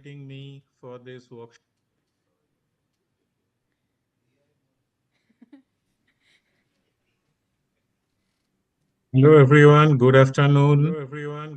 Thank you very much for inviting me for this workshop being organized by ITPI Haryana Regional Chapter. I'm very much thankful to all the organizers, particularly Mr. P.P. Singh and all the young and other officers of Haryana. I'm very fond of Haryana Town Planning Department officers because they present a very good mix of young and senior officers working together. Also, thankful to ITPI National Chapter President Mr. Pradeep Kapoor and all other dignitaries on the dais and other colleagues who are joining. As I could not travel today, but I wanted to share some of my thoughts about this topic, how the technology is going to shape or already started shaping India's urban development, and what are the key lessons that, or key experiences that are emerging, and particularly the fast growing and fast urbanizing regions like Haryana, Gujarat, Tamil Nadu, states like these need to prepare themselves from a very traditional normative town planning processes to more digitally, digitally data driven processes. So let me share my presentation. Uh, this is a small presentation about how technology driven urban transformation, because future, when you say future resilient cities, these future cities would be largely driven by digital data. And my talk today is focusing on urban digital data as a public good. I hope the presentation is visible and moving. We all know that India is urbanizing, and whenever we often talk about, India's urbanization, we often refer to census 2011. But uh, probably the next census will give us a kind of a shock. When you look at some of the open source nightlight data, you see the light intensities have changed drastically, and that will give you a kind of sense that the kind of urbanization is we are witnessing. And those of you in Delhi, NCR, Haryana, Punjab region, you can see yourself that area is poised for a very large continual growth that are taking shape. Like for example, this is the between Delhi and Meerut. This kind of corridor, it can be easily identified well through nightlight data, and also the way planning works, because traditionally we have an approach of where we planned, we draw a boundary. Within the boundary, we started making a master plan or zonal plan or local plan. But the kind of growth that are emerging in India's landscape, so probably we have to rethink how those physical plans will work. And in this physical plan, the kind of data and evidences are required, because this is a very dynamic process. That in this data and the growth that are taking shape in our hinterland. So we need, and as this growth taking place along the transport corridor, along the industrial corridor or economic zone, we are also witnessing a kind of a plan free zone. Because the moment you draw a master plan boundary, let's say this is your Gurgaon, the large one is your Gurgaon Development Authority, and then there are some small town. But the large area within a district, along the road, along the transport corridor, are becoming a plan-free zone. And this is going to be a challenge, because the growth, the moment a planners are drawing a planning boundary, you see the growths are spilling over to a larger hinterland. And how this large growth corridor can be managed, this is a very similar picture from like Chandigarh. This is in Calcutta, just outskirts of Salt Lake City. You see the planned and the non-planned areas which are growth is taking shape. The other part, which is really triggering, and we as a planning community, we need to be very, very sensitive about it, that we have the semi-high speed growth trains like Bande Bharat, Shatabdi, and few others are actually changing the relationship between place of work and place of stay. I recently was traveling from Surat to Ahmedabad, and I because that route I used to take earlier, it took me about 7 hours in a normal ST bus several years ago. And I recently traveled same route from Surat to Ahmedabad in a Vande Bharat is about 2 hours, 15 minutes, something like that. So cities are becoming closer. So the earlier need for staying in a particular city is diminishing, Similarly, there are a lot of initiative we all know about this economic growth corridors or regional hubs. Now, these are the kind of investment, transport infrastructure investment, and also led to housing affordability in the outskirt of the cities. We are already started witnessing a different form of corridor urbanization. That there is not a there's not a need that you stay within a planning boundary, right? You can go out and do a lot of activities. And this is also this map was prepared by my good friend Saurabh and some of his colleague in MIT, that jobs are actually spreading. The concentration of the labor workforce, those who are non-primary workforce, uh, they are not necessarily in the urban areas. They're spreading, they're diffusing. So the also there is an WRI assessment in Delhi NCR also shows that investment jobs are moving out of Delhi boundary because of the land value, housing affordability, and so on and so forth. This is between Delhi and Meerut. As you know, already a rapid transit system is in place, and it's already triggering certain growth. And if it is not managed, then this will become a chaos. And this is where I think the new age planning boundary, new age planning authorities, planning approaches would be required.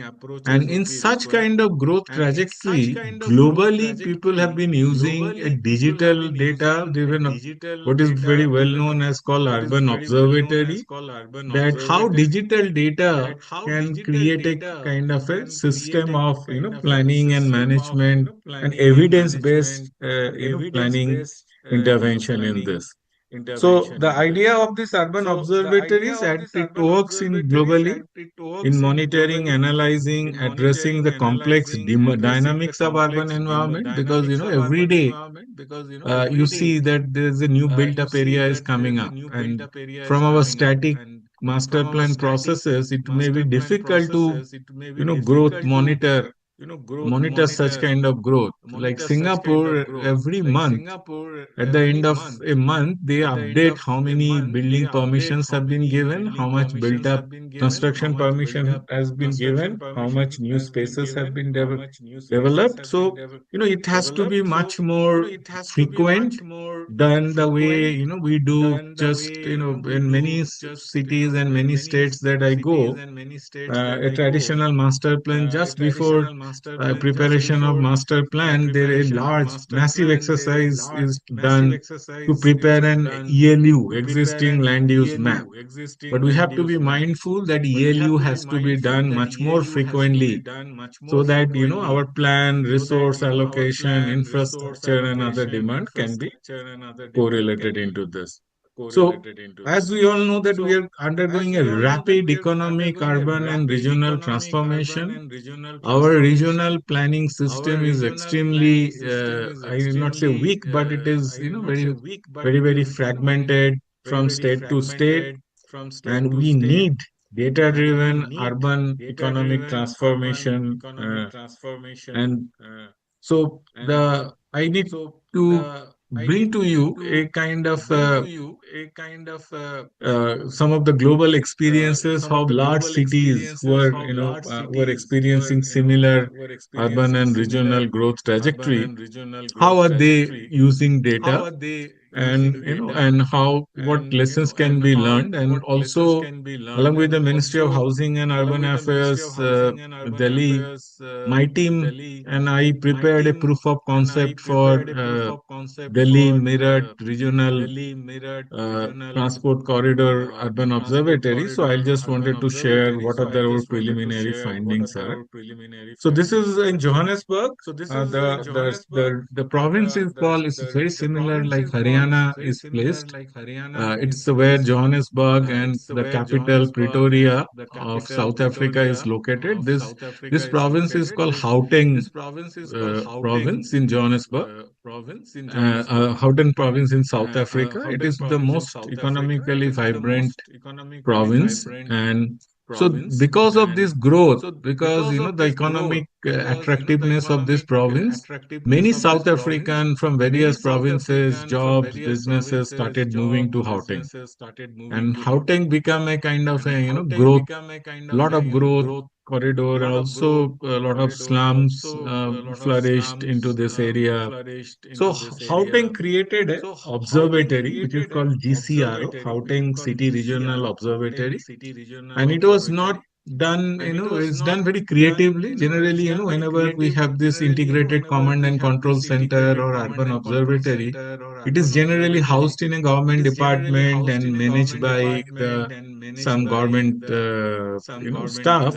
Here they did it, government funded it, created a separate entity where they hired the professional to run this, and this entity is not housed in the government, it is housed in a university there. And so this is very creatively done, and it has become one of the most successful urban observatory that even Habitat monitors anywhere in the world.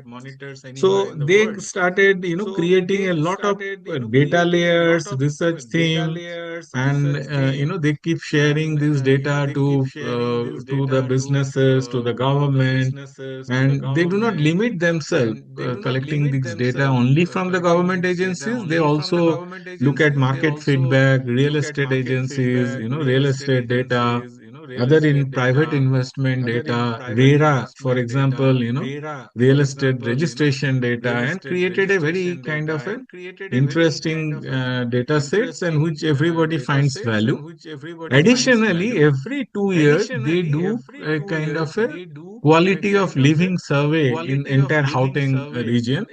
It's not a census. They carefully select about 15-20,000 households, and they collect their data in terms of access to housing, sanitation, jobs, etc., etc. They also do very regular housing affordability analysis, and which is very important because there is like an affordability monitor, and that gives feedback that to the government and planning agencies where intervention is needed, etc., etc. The other one, which is the geo portal of Hamburg. This is in Germany, and they have opened up this portal of Hamburg open data to all business. That if you want to, so they wanted to create an enabling area landscape for IT and economic investors. So they created, instead of investor has to run there for this data or that data, so they created a geoportal for Hamburg region, province as well as the region, and which works quite efficiently into this.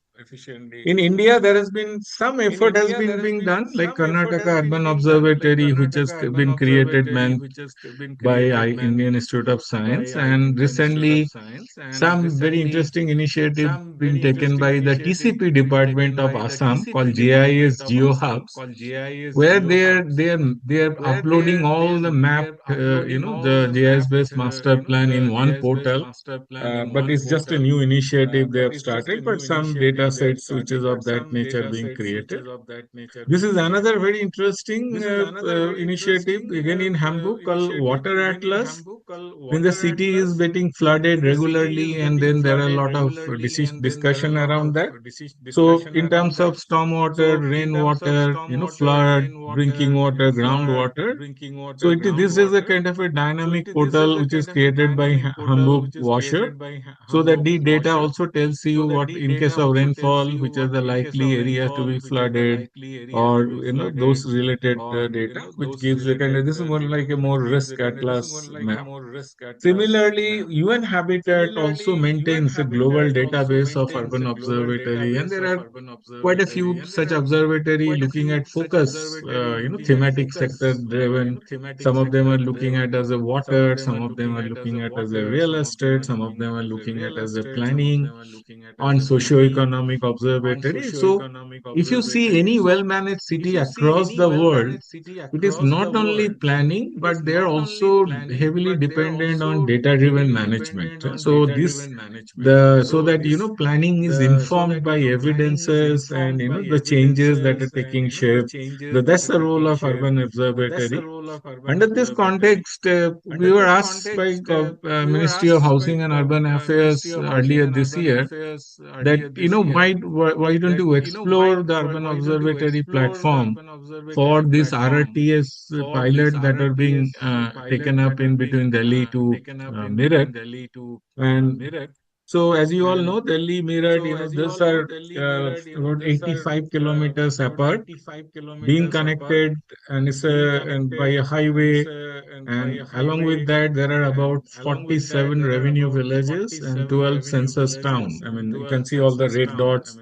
And just being outside on the periphery of Delhi, there are a lot of trigger of those farmhouses, plots, etc. So that are coming in there. And this is the and this entire 82 kilometer is going to squeeze these two cities to close to about 40-50 minutes of this travel distance, and that brings an opportunity. I hope some of you have seen that newspaper article when a girl from Meerut ordered a biryani from Delhi, Old City Delhi, which was delivered to her within an hour's time by either Zomato and Swiggy. So that kind of, when the two cities come closer, and these kind of opportunities are now becoming real between Delhi to Ahmedabad, sorry, Mumbai to Ahmedabad, Delhi to Chandigarh. And these close proximities will create more opportunities, and there would be a lot of repercussion in terms of the urbanizing areas across this. So then this was thought out that how do we create an observatory framework for this pilot corridor. The idea here is that market landscape and consumer trend monitoring, because when things are changing so fast, so if you make a detailed master plan, it might not work, because so it is many cities across the world, they're creating a framework or a structure plan, basically the transport plan and some no-go areas. They're constantly monitoring what are the challenges and opportunity. And this data observatory is also as in public good, so that investors, citizen, somebody, the plot owners, if they're some people want to access. See, one of the challenge, whenever growth happens, the access to this data, and this, so that investors often struggle to get a data, and there is a lot of information asymmetry created by the government planners have some data, they know where the growth is coming, where public has no clue. So this can actually try to create a kind of balance this such development. So these are the kind of access boundaries and the growth areas that I was talking about. Then there are also industrial corridors which has came up sporadically: Ghaziabad, Modinagar, Meerut. There are also other opportunities of other economic activities, some brass work. Meerut is also known for sports, cricket bats, and those opportunities can come in into this process. So you start visualizing the growth that may likely to take. So a proof of concept is that it was thought out that you create a kind of a two dashboard. One is a kind of broader dashboard, and one is that as and when growth comes in, whatever the planning authority, they what kind of data monitor. And here our idea was not to make it as a too academic, because whenever we create any kind of monitoring indicators, or we want to become very exhaustive. So we end up becoming indicator, sub indicator, and then end up becoming 200-300 indicators, and then no one monitors. Like we looked around some other initiatives like Gati Shakti, etc., because they're collecting humongous amount of data. So here idea is that we identify some key triggers, like not more than 5-10 very simple indicators which is easily available. And then this can be analyzed, see, and then that wherever there is a red flag or green flag, those can be identified through these processes. So that was the broader idea here. And then this also there are so many parallel initiatives as a national infrastructure pipeline. There are also regional, then urban, like open data, like RERA data. There are other open source data which can the agencies can actually, instead of creating a very robust data hunting and gathering kind of infrastructure, the role of this observatory is like a nerve center analytics rather than collecting the data. Whichever that available data available, they can tap and analyze. There are also a lot of international open data layers today, like an human settlement layers, urban observatory data. There are other environmental data, and those can be also NASA, for example, gives now this nightlight data. Those kind of easy accessible data source, not huge, and rather than focusing on the analytical part of the data, rather than creating a data warehouse, this has been conceptualized into this. However, there are some of the cultural challenges of data observatory. As you know, there has been multiple initiative has happened. There has been a spatial data infrastructure. There has been also ICCC integrated corridor, integrated command and control center, etc., etc. So there are some, we should be mindful of some of the cultural challenges. One is by what you call death by design. Most of the cases, that these kind of data centers are outsourced to an IT company, understanding their specialization. And then, whenever the IT company is delivered that model, that never gets integrated with the department.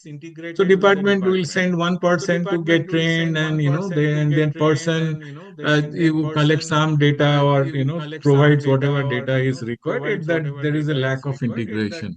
Now here we have to be really change this. So it's like a medical doctor using an X-ray machine. So that X-ray machine operators or manufacturer don't have to become a doctor, right? So this relation between urban planner and data driven. So instead of an IT companies, this has to be assimilated and led and driven by urban planners and helped by aided by IT companies. That's how. Otherwise, that you will ask a lift manufacturer to design a building instead of an architect. This has become like that. So you have to be very mindful for that. Second is in the government, this culture of oral narrative data. There is a, you phone a friend kind of data. You go to an officer, ask how many towns in Haryana. So he will say something, then another person will say something. So, and it will, the data and number will vary depending on the level of the officer. So it creates a huge data asymmetry across the department and ranks and files.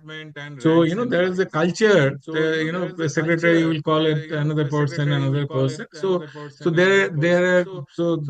is general, reluctance to stick to or, evidences or take a call on evidence. The third is that there is also a partnership and collaboration, like the GCRO, the way it operates, because GCRO, the Gauteng City Regional Observatory, they have understood this problem of, purely government-led observatory non-functioning anywhere. So they have done, the government provided the fund. They are also part of the board of governing of this agency. But this agency is separate than the government, so that they hired professional and they have hired urban planners. So these urban planners, they've been hired there, who are leading this, who understand what data is needed and what they are needed, and then also, of course, data scientists and IT, etc., etc. And they're open to other, like the data like Magic Bricks producing, or data like what RERA is producing. And the last challenge is, of course, the socio-political risk of transparency and public gaze, because this data, whenever you are analyzing this data, it could be sensitive. It could be also create certain public risk for the officers and as well as the political leadership. So we have to be very mindful of these are some of the cultural challenges, because that may create certain amount of risk into this. However, the kind of urban transformation and economic development that we are looking at it, and particularly Delhi, NCR, Haryana, Gujarat, Tamil Nadu, Karnataka, and many other regions, region, this is inevitable. We have to embrace from a very static, manual-led, the planning culture to more dynamic, digital-led planning culture, and the data asymmetry is reduced, and so that we are looking at, when you say resilient city, the resilient city is a city which can actually captures, anticipate risk. And that anticipation can only come whether it is a flooding in Gurgaon or heat stress in somewhere, then is only possible when we are, we have enough evidences, analyzing the data. And I'm very hopeful because I know quite a few of Haryana young planners, they have just joined. And I will always, I'll request all of you, and also those of you're sitting there from ITPI National Quarter, because we need to, bring in lot of exposure in of data-driven urban governance and urban data science in our urban planning processes. With this, thank you very much for inviting me, and also have a very good evening. And if there are any questions, I'd be very happy to answer them. Thank you.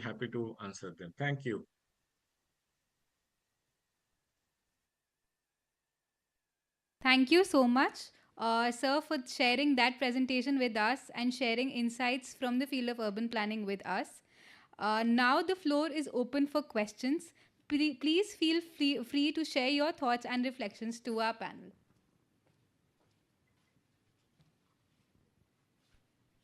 Are there any questions amongst our audience? I would like to ask a question. We have one question, sir. The viewpoints of everyone on.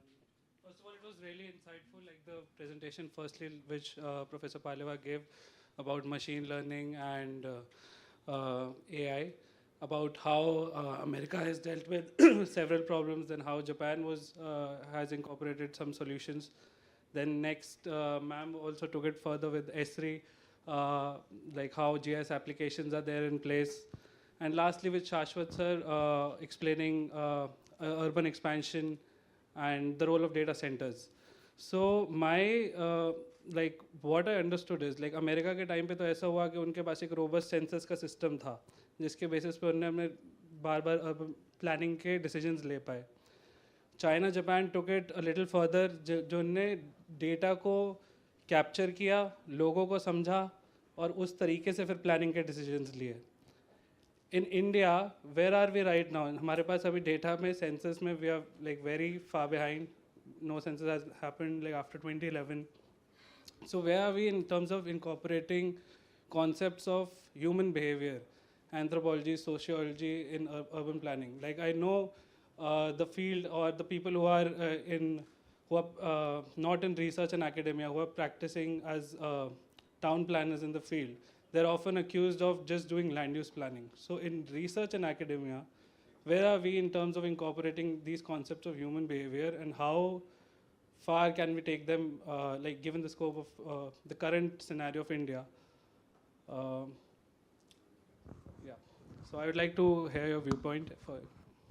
Can you introduce yourself? Sorry. I am Anish Rova, Assistant Town Planner with Town and Country Planning Department, Haryana. So, from whom you want your reply? I'd like to hear everyone's viewpoint on it, because everyone has a different take on the theme, like technology-driven urban transformation. Firstly, we heard about the AI and data-driven models, then we heard about the tools, and then about the urban expansion. So, yeah. So your question is like how human behaviors has to be taken. Because in terms like if we look at India, like it is very culturally diverse. If we see, like let's say now like a big cities, we are celebrating each and every festival. Let's take that as an example. हम छठ पूजा भी मनाते हैं, हम दिवाली मनाते हैं, हम वो विसर्जन भी करते हैं, हम होली भी मनाते हैं. So river becomes an important aspect of it. अब कोई ऐसी हम community जब हम planning करते हैं तो we are not thinking about it, we are just thinking about it as a lifeline or just a network that is there in the city. So I think, yeah, that's a quite interesting question. First of all, before that, when you are talking about like how our census data and all are not at all coping with the way America and China is doing, you will see, like, I think the understanding of, data for census is very poor in India. In Japan, what happens, the census data is all are in a grid of 100 by 100. A data available, you can just access that API and collect that data and just use it anywhere. Now, I think our understanding, first of all, towards using the data-driven system in India is very poor. We require to understand, have a knowledge how globally people are advancing in technology. Unless that knowledge is there, we don't implement it correctly in India, we cannot progress. Now, your second question, which is about the behavior or the cultural issues which are existing in our cities, which we are not incorporating in our planning framework. What happens is, like, our urban planning system is very immature, frankly to tell you. We started just adapting the British system. Our town planning system is completely way beyond 100 years old, where we don't know how to incorporate brownfield developments in urban planning. We don't have good enough regulations where we can do good urban regeneration of our cities, where we can see cultural diversities, where we can see, religious diversities of city. Right from the top to bottom, we don't have any kind of a framework, regulations, rules, which can provide us accurate involvement towards all these solutions. Start with the Model Town Planning Act of 1960. The Town Planning Act do not barely provide information what to do more than master plan, regional plans. We do not have, when we do at a state level master plans, the town and country planning acts do not provide any of this provision. Does our Town Planning Act even provide a provision to how to do the urban regeneration or brownfield redevelopment? They don't. So most of the other countries, like take an example of Japan, where these things like all these cultural aspects are seen, reflected in cities, in the growing process, growing process of urban transformation. Like in any city in Japan, you go to Kyoto, Tokyo, anywhere, you will see all the histories preserved as it is. The main reason is, like, the City Planning Act of Japan allows those things in their process of urban transformation. There are complete understanding how the urban regeneration has to be taken up in the City Planning Act of Japan. That facilitated them allowing, process of conserving tangible, intangible heritages, rivers, all religious festivals. So all these things comes from the top, and then all these policies are gradually percolating on the smaller areas at your town planning department or maybe a municipal corporation to do that as a mandatory process. So there are so many problems in our town planning system overall, and I think that is what is my view over this. Thank you, sir.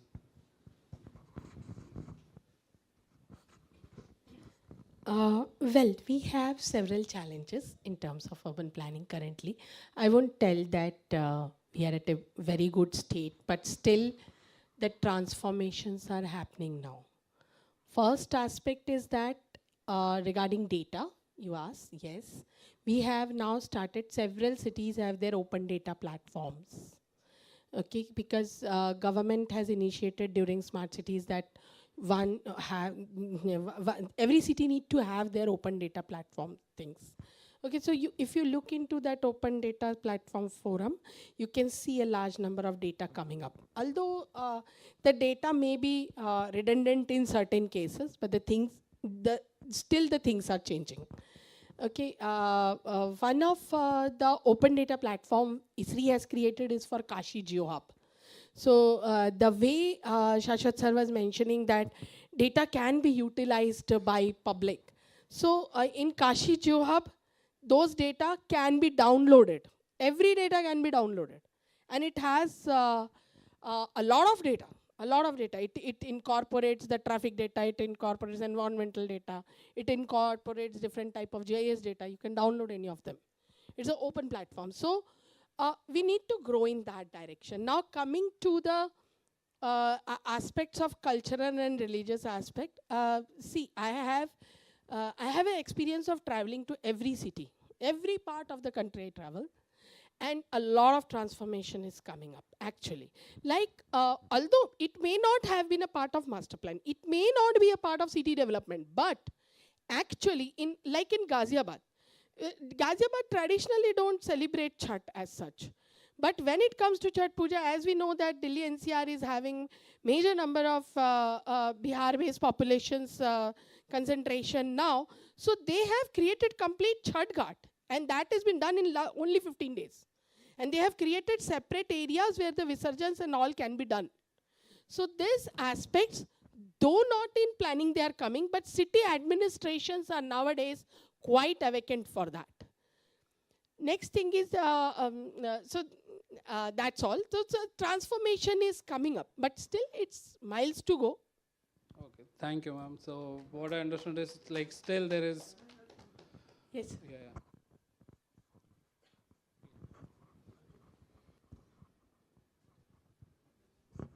You see, first of all, the town planners must understand what is technology and what are its plus points and minus points. All our thinking is something technology which facilitates us. Certainly, it does help us, and to a large extent, it makes us more easily workable in our conditions. But again, the whole issue is that we are being guided by the technology now. What is happening is, I'll just illustrate with examples. So in a particular plan, I was associated with new Kabul development. So the town planner there was a road, state highway, going out of Kabul, and it was linking another very important establishment outside. And the plan was, they planned the new township on both sides of the highway. And when I put the question that doesn't it divide the town into two parts, he says, no, sir, now the technology development is there.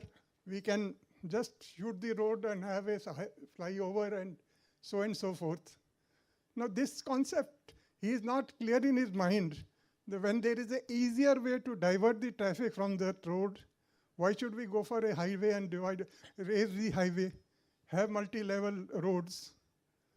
So this very concept of planning needs a reorientation right from the education level.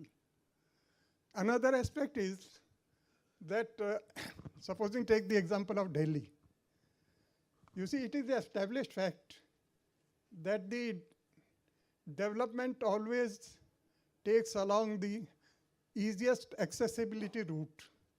It has to come on the highways.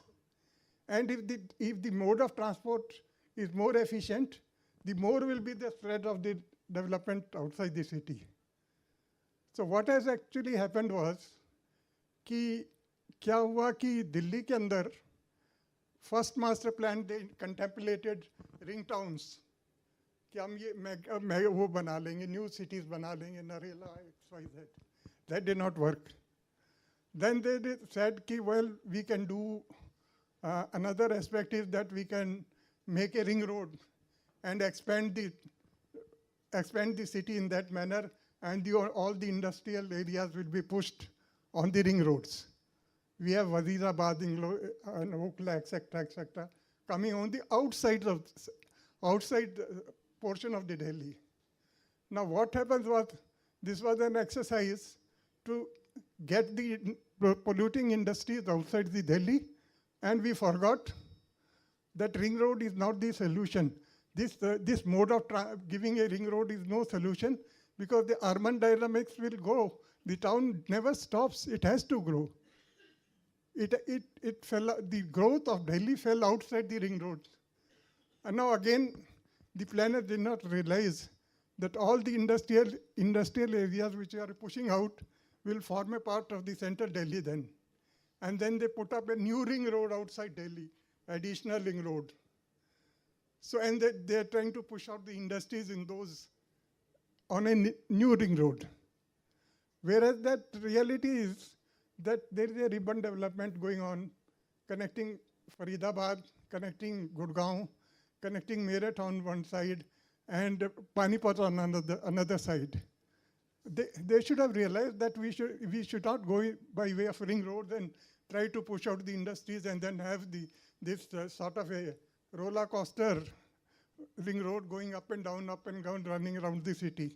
It is not going to help. On the contrary, they should have taken advantage of from some knowledge. They had some knowledge of the urban development, which an example of, say, for example, the Copenhagen Development Plan. It is almost having a similar position as that of Delhi. What they did was they planned in an expanded armed way. They expanded the city along the highways, and they controlled the wedges in between. And they planned the city in a linear way and put up an efficient transport system along the highways and the railways, which were radiating outside the town. So they controlled the gaps in between for public institutions, parks, etc., and carried out the development along the roadways and expressways, which they had, they were running out of the town. Delhi, we have 5 about state highways or national highways converging. So what Delhi was all the time trying to hold up the city within Delhi itself. In a revised master plan, they should have put up a radial outside system, throw all the development towards Sonipat and put the development towards this thing, Panipat and other side, Meerut. They should have planned the city in that way and put up the rapid transit system along the roads and radiating outways. So they should have pushed the urban development there. So the whole idea is that technology is there, but then we are not adopting it, and sometimes we think that if there is a technological solution for everything, whatever you do, in whatever way we can plan. When we can divert a road by a simple road, they will say, okay, no, so we can put this thing, the road will go overhead and the town can be connected from behind. And this sort of thing. The whole approach is that technology is a tool. It should be used as a tool when the other normal practices fail. We cannot just jump up on technology, make something fantastic our mind and then jump up to technology to support it. You see, where we need to have a city in where there is a, say for example, somebody was talking regarding glass use of glass, etc. Say, now we feel कि भाई ये तुम्हारा जो है ना इतना glass से जो है ना हीट अप हो जाता है, and होता भी है. Excessive use of glass in buildings in hot climates. So we are, but we go because we find that there is a technical solution. We can have air conditioners, because the air conditioning is there. We will choose a glass facade because it looks beautiful. So our mind is oriented in that way that there is a technological solution for everything. But then we pay a larger price for it. जो air conditioner घर के अंदर ठंडा कर रहा है, वो बाहर गर्म कर रहा है, मतलब पूरी उसको शहर को, because it is heating up the pulling out the air and throwing it outside, throwing out the hot air. And similarly, then you have to pay the price for it, and more energy consumption, more fuel is burning. So the primary approach, the technology should be only used in a judicious manner. It does facilitate, it should be used. But first of all, as a planner, we should see if there are simpler solutions to meet out this thing, and then if the technology what we are using, can it sustain for a long time? Can we go on in this manner for a long time? Is it desirable? So these are, if the same thing can be achieved by simpler methods. These are the things, the orientation about regarding use of technology and how they want to apply it should start from the educational orientation level. I was shocked to see that in New Kabul, there's a town planner. He was Indian, of course. But the thing is, the immediate solution, कि sir नहीं जी हम over वो कर देंगे इसके अंदर, जबकि वो पूरा डाइवर्शन सिर्फ 2 किलोमीटर एक्सेस कर रहा था. लेकिन वो माइंड ये है कि अगर ये रोड है तो क्या है सर, ऊपर से ले जाएंगे. तो अगर टेक्नोलॉजी का आप ये इस्तेमाल करने जा रहे हो तो फिर तो as a planner we are unfit. Thank you.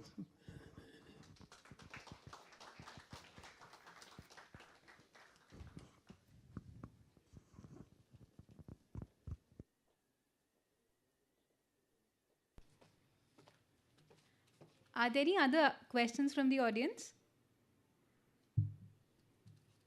If not, thank you so much for this thoughtful synthesis and beautifully capturing the spirit of this seminar. That technology may light the path, but it is human wisdom that decides the way forward.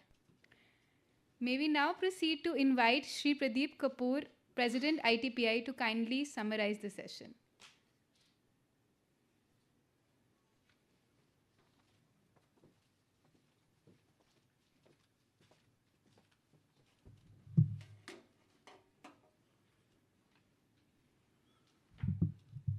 I think it's customary to summarize a session when you have such a learned speakers.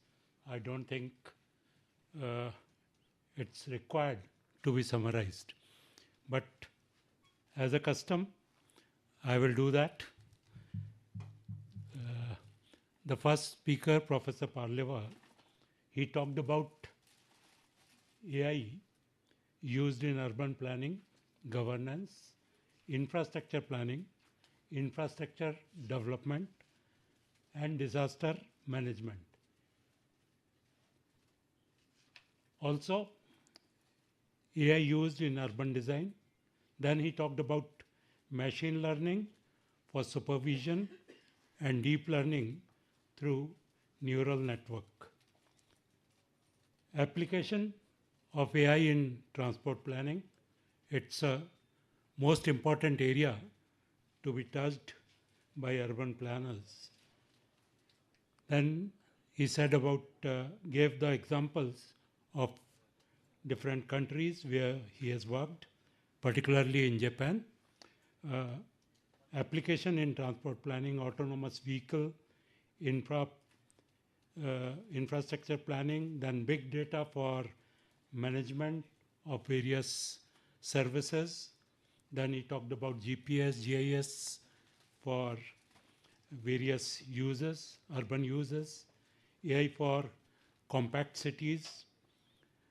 So all these areas he has covered, that which are the areas of urban planning where we can use artificial intelligence.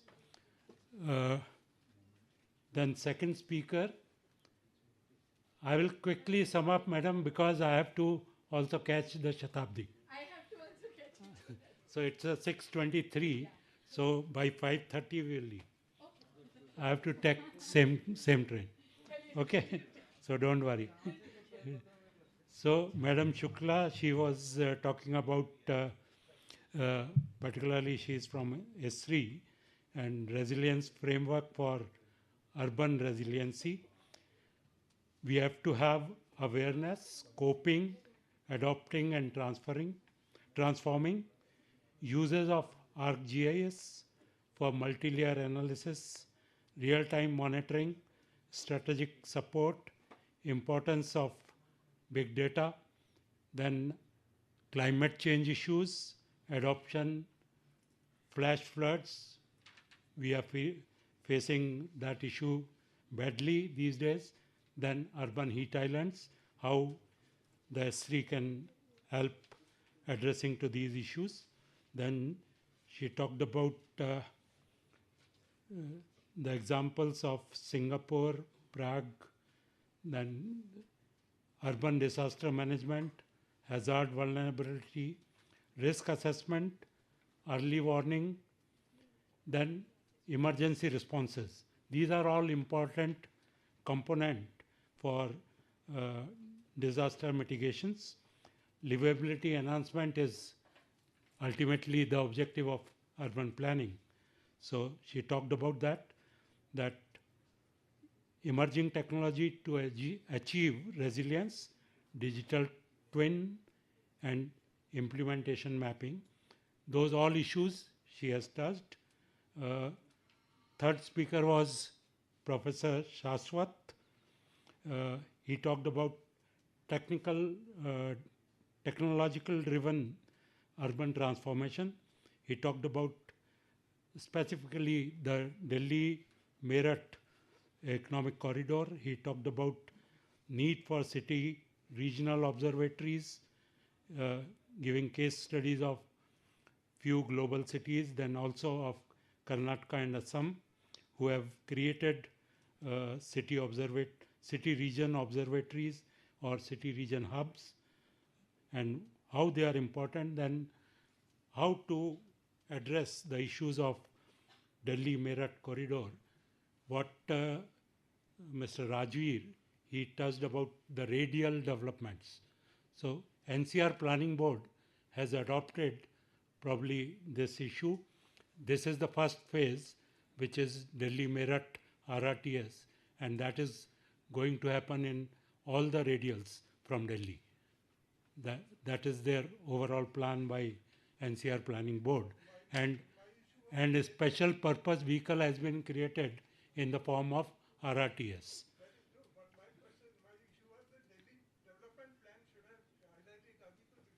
Yeah, that's very important, because there are different stakeholders. They should integrate their plans at one place at least. So in fact, the 42 master plan, they probably maybe dovetailing it with the NCR Planning Board's proposal. And I consider the fourth speaker was Mr. Raji. He talked about radial development. So that is all about this session, and it was wonderful with 3 learned speakers and 4th my friend Mr. Rajveer. So it's a wonderful experience, wonderfully done, and thank you very much. Thank you, sir, for beautifully summarizing all the 3 presentations. Now, before we move forward, there's a Mentimeter scanner that we have. As we value your feedback, we would really encourage all of you to share your feedbacks by scanning this QR code. Just spending 2 minutes on this, and then we can move forward with our felicitation of our speakers. Moving ahead, now I would like to invite Shri Sanjay Kumar, Chairman ITPI-HRC, Shri PP Singh, CTP PMDA, on the stage to felicitate our speakers, along with Shri Sunil Verma, Secretary ITPI-HRC. Please, Ruma ma'am, please follow us on the dais. We would like to felicitate your presence and thank you for sharing your insights.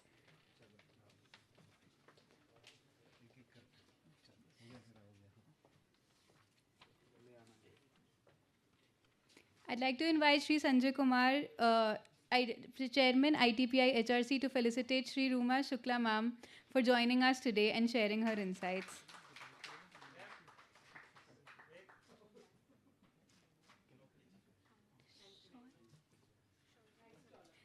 Now I'd like to invite Shri Sunil Verma, Sir, Secretary ITPI-HRC, to felicitate Shri Prafulla Parlewar with a memento.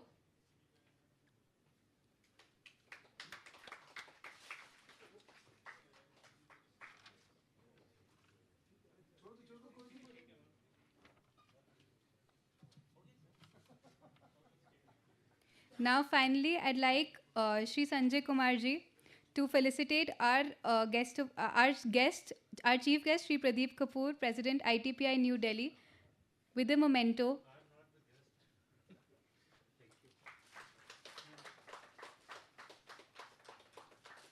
Thank you so much, everybody. Thank you so much for your time. Now, I'd like to lastly suggest Nadeem sir. Now, I'd like to lastly invite Shri Sanjay Kumar ji to felicitate Shri Nadeem Akhtar, our guest of honor, with a memento.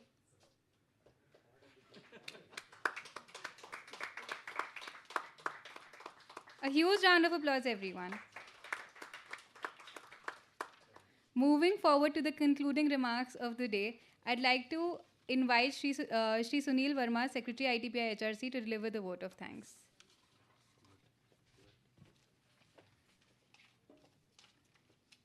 Good evening, ladies and gentlemen.